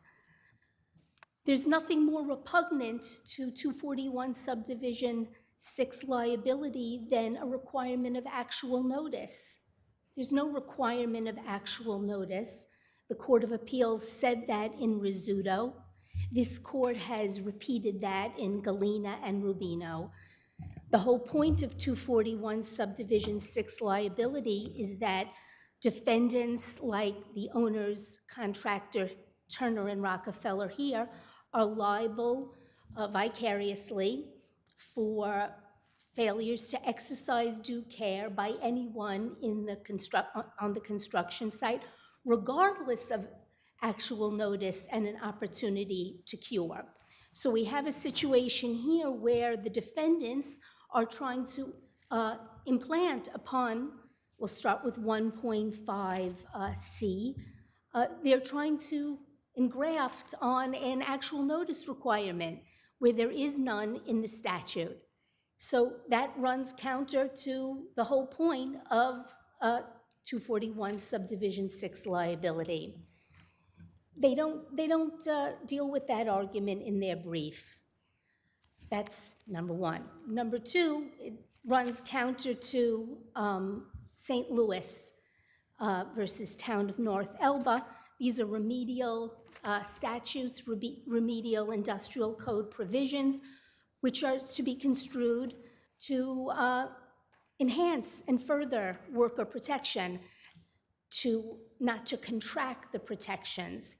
And of course, as a matter of policy, it would be disastrous to say, well, you didn't have notice, you didn't have actual notice, you contractor defendant, you contractor owner, you didn't have actual notice, so you're off. So counsel, how do you get around Iseki? And Salsinha talks about actual notice. It references Iseki, but it says in Iseki, in our view, the first two sentences of section 23-9.2a, which employs only such general phrases as good repair, proper operating conditions, sufficient inspections, and adequate frequency are not specific enough to permit recovery under section 241.6 against a non-supervising owner or general contractor. How do you get around that? How do we get around that? Yes, thank you for the question. So first, Iseki is talking about 9.2a, not 1.5a, C3. Thank you for that question. First, the whole reason that the Court of Appeals dealt with Iseki was because there was a split in the departments. The fourth department said, there's an affirmative duty of maintenance and inspection. That was in the Zacher case. Then there were other decisions in the second department that said, no, there are not. So when you Westlaw it, you see that the only decision, the only appellate division decision that was not abrogated is Zacher. In other words, so Silencio, it appears that there is an affirmative duty of maintenance and inspection. Also, aside from that, let's go to the language of Iseki. There, the defendant was sure. But did you say they don't have to have notice? Because doesn't Iseki say that they do have to have notice? Don't they have to be on notice of a defect? I mean, isn't that what Iseki? Yeah, what happened in Iseki was that the Court of Appeals analyzed the 3 subdivisions, and they held sufficient inspections are an adequate frequency. It's not specific enough to permit recovery under 241.6 against a non-supervising owner or contractor. But this is isn't this a non-supervising owner or contractor? It's Defendant Turner. Yeah, so? Defendant Turner has a thick contract where they have non-delegable duties, not just to But that's vicarious, but I don't think it's to supervise all of the individual work, no? No, they have under the contract, which is of course in the record, and I discussed it in my brief. They're not just the construction manager, they're the constructor. They have all-encompassing duties to supervise every aspect of the work. And as I've discussed in my brief, the contract specifically provides that delegating the work, delegating the means and methods of the work does not let Turner off the hook. They're still on the hook. The contract expressly provides that. So number two is Iseki was dealing with an off-premises owner who had given the work to upgrade in Iseki, the plaintiff's employer. So it was not surprising that the Court of Appeals said, well, on these facts, we're going to require actual notice. Okay, I'm going to have to stop you now, and you'll have a few minutes on rebuttal, okay? Do you want me to talk about proximate cause or? Why don't you do that on rebuttal, okay? Okay, thank 'Cause you. it's late, and we're not done yet. Okay, yeah. So we'll be happy to listen to you for a few minutes. Okay. Counsel, you must represent Northern, or no? That's correct. Oh, good. Kieran Corcoran from Stinson LLP on behalf of the so-called Northern Tool defendants. Now, I'll be brief. It's late in the day, and we are a smaller part of this, at least at the moment. The Northern Tool defendants are second, third-party defendants, and that is a third-party complaint brought by Turner and Rockefeller. And we've already had one appeal so far in relation to these matters. I think that I and counsel for Turner Rockefeller agree, as stated in their papers, that the only live issue on this aspect of the appeal, that is as concerns Northern, are the Supreme Court's denial of the motion to dismiss the fifth and sixth claims in the third-party complaint, second, third-party complaint. And those are for For contractual indemnification and breach of contract? a contractual indemnification and also failure to procure insurance, which is a breach of contract claim as well. Reinstated on a prior appeal, the Common law. indemnification. That's right? correct. Yes, sir. Right. And now you're seeking to have the contractual indemnification dismissed, but are those contracts part of the record?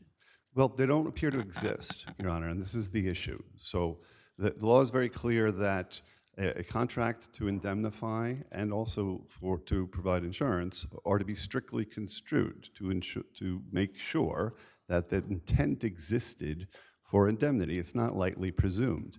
Now, we have typical boilerplate language in the complaint saying they agreed to indemnify us, and they agreed to provide insurance.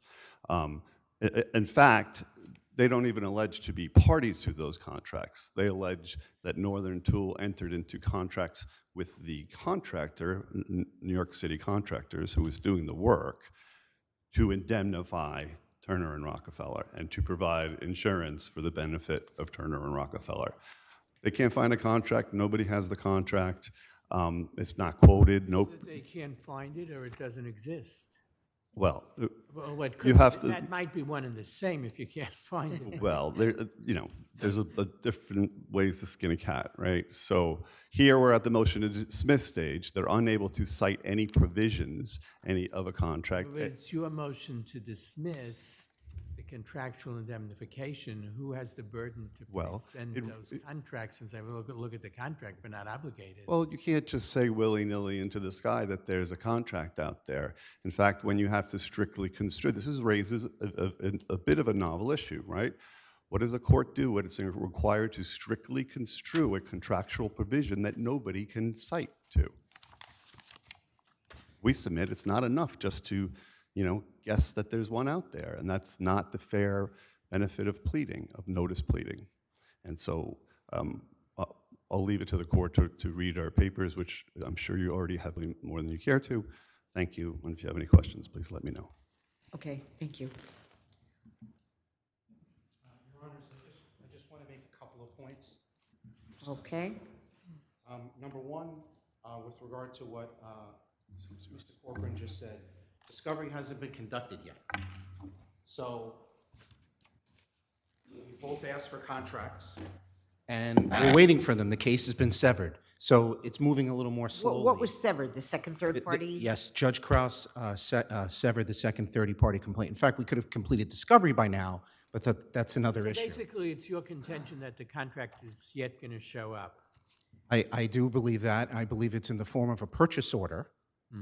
And if the purchase order contains indemnification or additional insured language, great. If it doesn't, the case on the contractual basis Northern will goes be away. out on contractual indemnity. Correct. Correct.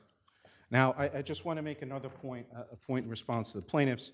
I don't know if I need to make this point, but a big statement was made about how it's labor law liability. There's no requirement of actual notice. Iseki says it right in the language. The case says, and I quote, I have to take my glasses off, in sum, an employee, as a result, the third sentence of 9.2, wrong sentence. Any structural defect or unsafe condition in equipment or machinery, quote, upon discovery, end quote, or actual notice of the structural defect. So it exists in the universe of 241.6, the requirement of actual notice. In terms of a non-delegable duty, I think what counsel is talking about with regard to a contractual responsibility is to the owner who contracted with them, right? There's ample case law that we cited in another section of our underlying motion papers that talks about delegation of means and methods. Yeah, you can't be responsible. You're responsible to the owner for the means and methods, but in terms of a plaintiff, you have to prove that they control the means and methods, and that doesn't exist in this case, which we're not even talking about substantively at this point because it's been dismissed. Okay. Thank you, Your Honor. Thank you. And Ms. Kaplan, you have 2 minutes.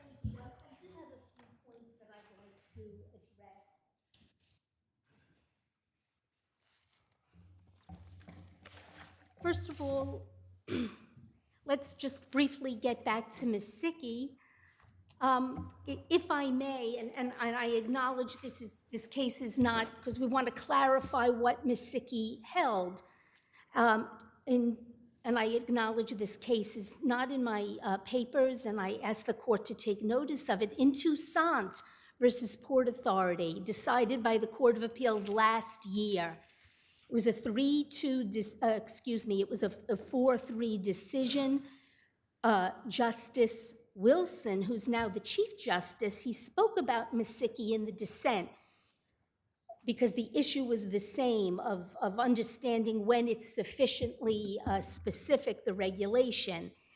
And this is what he said, Chief Justice Wilson. He wrote the statute, all power-operated equipment shall be maintained in good repair and proper operating condition.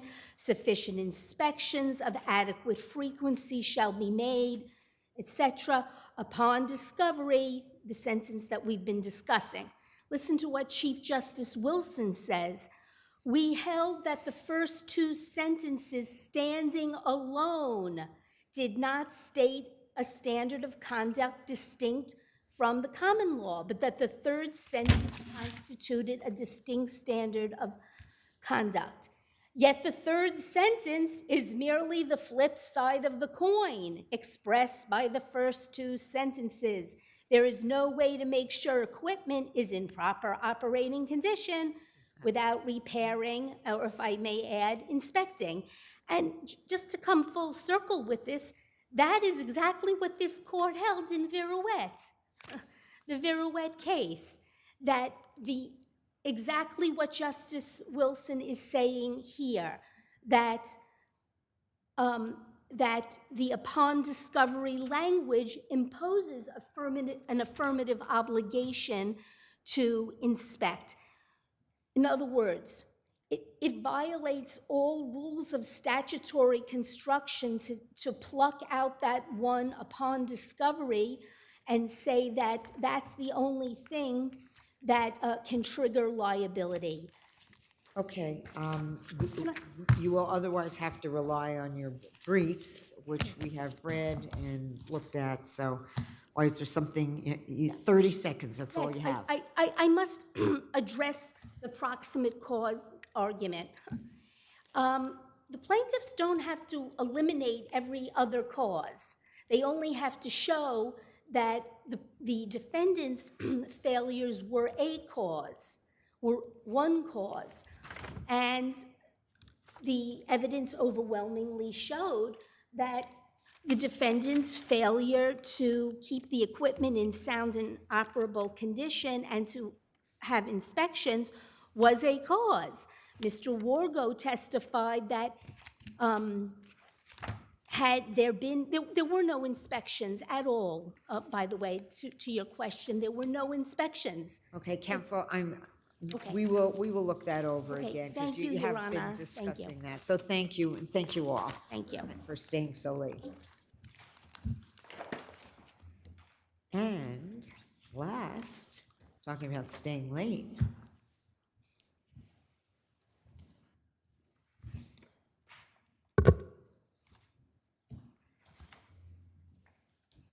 Iseki versus Roman Catholic Archdiocese. Now, you're probably sorry that you actually asked for time to argue this one, right? You had to write and ask for time.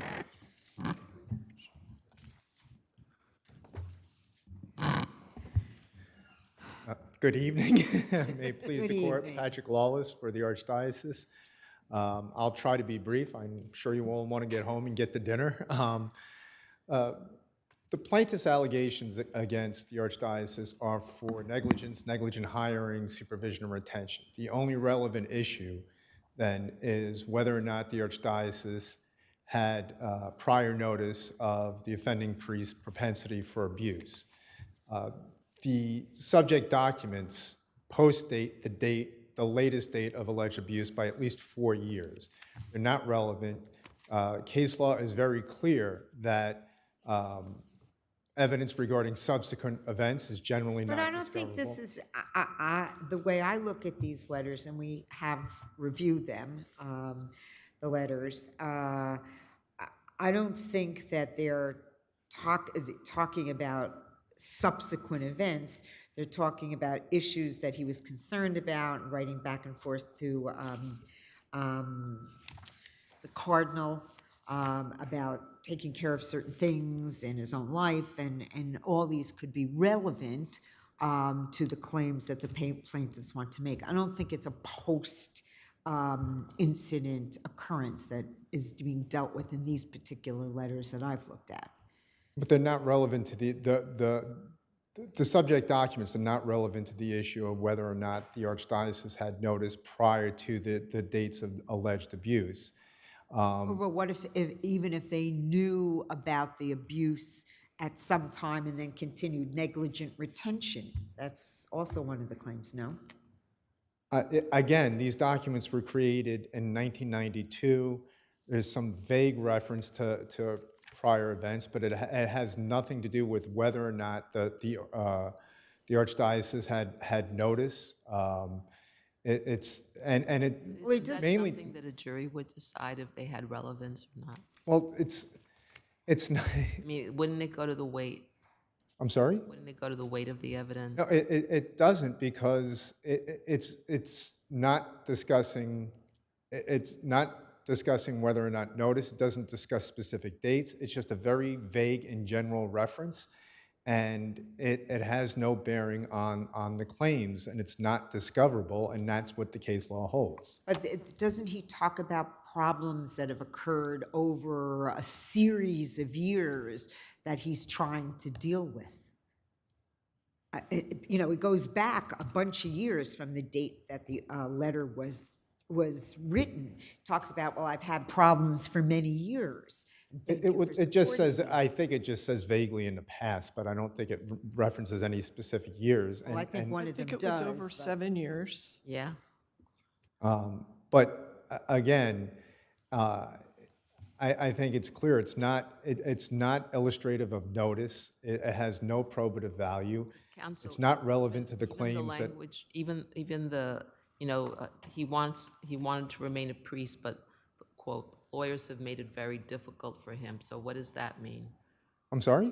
Lawyers have made it very difficult for him. What does that mean? That the church lawyers made it difficult for him? I don't know. I have no idea what that means. Right. But yes, but that's the whole point. Sides have the right to the material. How would I say it? Documents, information, evidence that could be material and that is material and relevant. I mean, That is the standard. It has nothing to do with church business, you must not- say, so. And I was going to say, it's not about admissibility right now. It's just about the discovery phase. Well, but also, I think it does touch upon subsequent corrective measures, which were specifically excluded from CVA cases by Judge Silva's orders, and there's a long line of case law about that as well. So I think for several reasons, these documents should not be. So that would make it not admissible, but does it make it not discoverable? I think, well, if you look at Judge Silva's order, he specifically says subsequent corrective measures are not discoverable in the CVA cases, and that's the order that he issued that controls all CVA cases. That particular order was subject to an appeal before this court, and the plaintiffs never objected to that provision of the order, so they can't avoid it now. All right, let's hear from the other side, and you'll have a couple minutes to respond. Thank you. Good evening, may it please the court. I'm Annette Hassapidis, appearing for the plaintiff in this case. I'd like to point out that... Why wouldn't that order preclude you obtaining this? I'm sorry, Your Honor? Why wouldn't that order that counsel just referenced preclude you from obtaining this? Well, first and foremost, it's an unpreserved issue. The motion court was never given an opportunity to deal with the issue of whether this was discoverable. The privilege log indicated that this was not discoverable on First Amendment grounds. The opposition to the motion to compel was solely based on First Amendment grounds. But they're not pursuing the First Amendment issue at this point. They're not Correct. pursuing the First That's correct. So it's unpreserved in the first instance. In the second instance, this isn't about subsequent remedial measures. Was that CVA order that he referenced dealing with First Amendment issue? Or? No. It's dealing with subsequent remedial measures. But how is this a subsequent? I'm reading these letters. How not. are they talking about I mean, I could see where certain things might, but when there's a discussion about something that happened 7 years before that would have covered the time period which your client claims that he was abused, and he talks about things going on, why would that, even if this ultimately has to be redacted, I mean, this is just discovery at this point. Yes, Your Honor, I'd point out that you're raising all the same concerns that were raised in response to the same arguments made by the... Counsel claimed that this was not discoverable because of Judge Silva's order. He said it was not relevant because of Judge Silva's order, and not discoverable, yes, because Judge Silva's order addressed... I wanted to hear your response to that point. Yes, not only is it not preserved, but that CMO related to subsequent remedial measures. We are not seeking discovery concerning subsequent remedial measures. Judge Tisch did not determine that there was evidence here of subsequent remedial measures, but evidence of notice. And again, I'm sorry, I keep trying to raise this point. Judge O'Neill-Levy, you were on the panel in the McNerney appeal, which was argued before this court on October 24th. ADNY was the defendant there. Counsel there raised the same arguments, that the letters post-date the events and therefore they're not relevant, that relevance was the standard as opposed to discoverability, and that these were subsequent remedial measures that were precluded by the CMO. Judge Renwick, Judge O'Neill-Levy, I watched the argument. The concerns expressed by this panel were identical to the concerns expressed by that panel.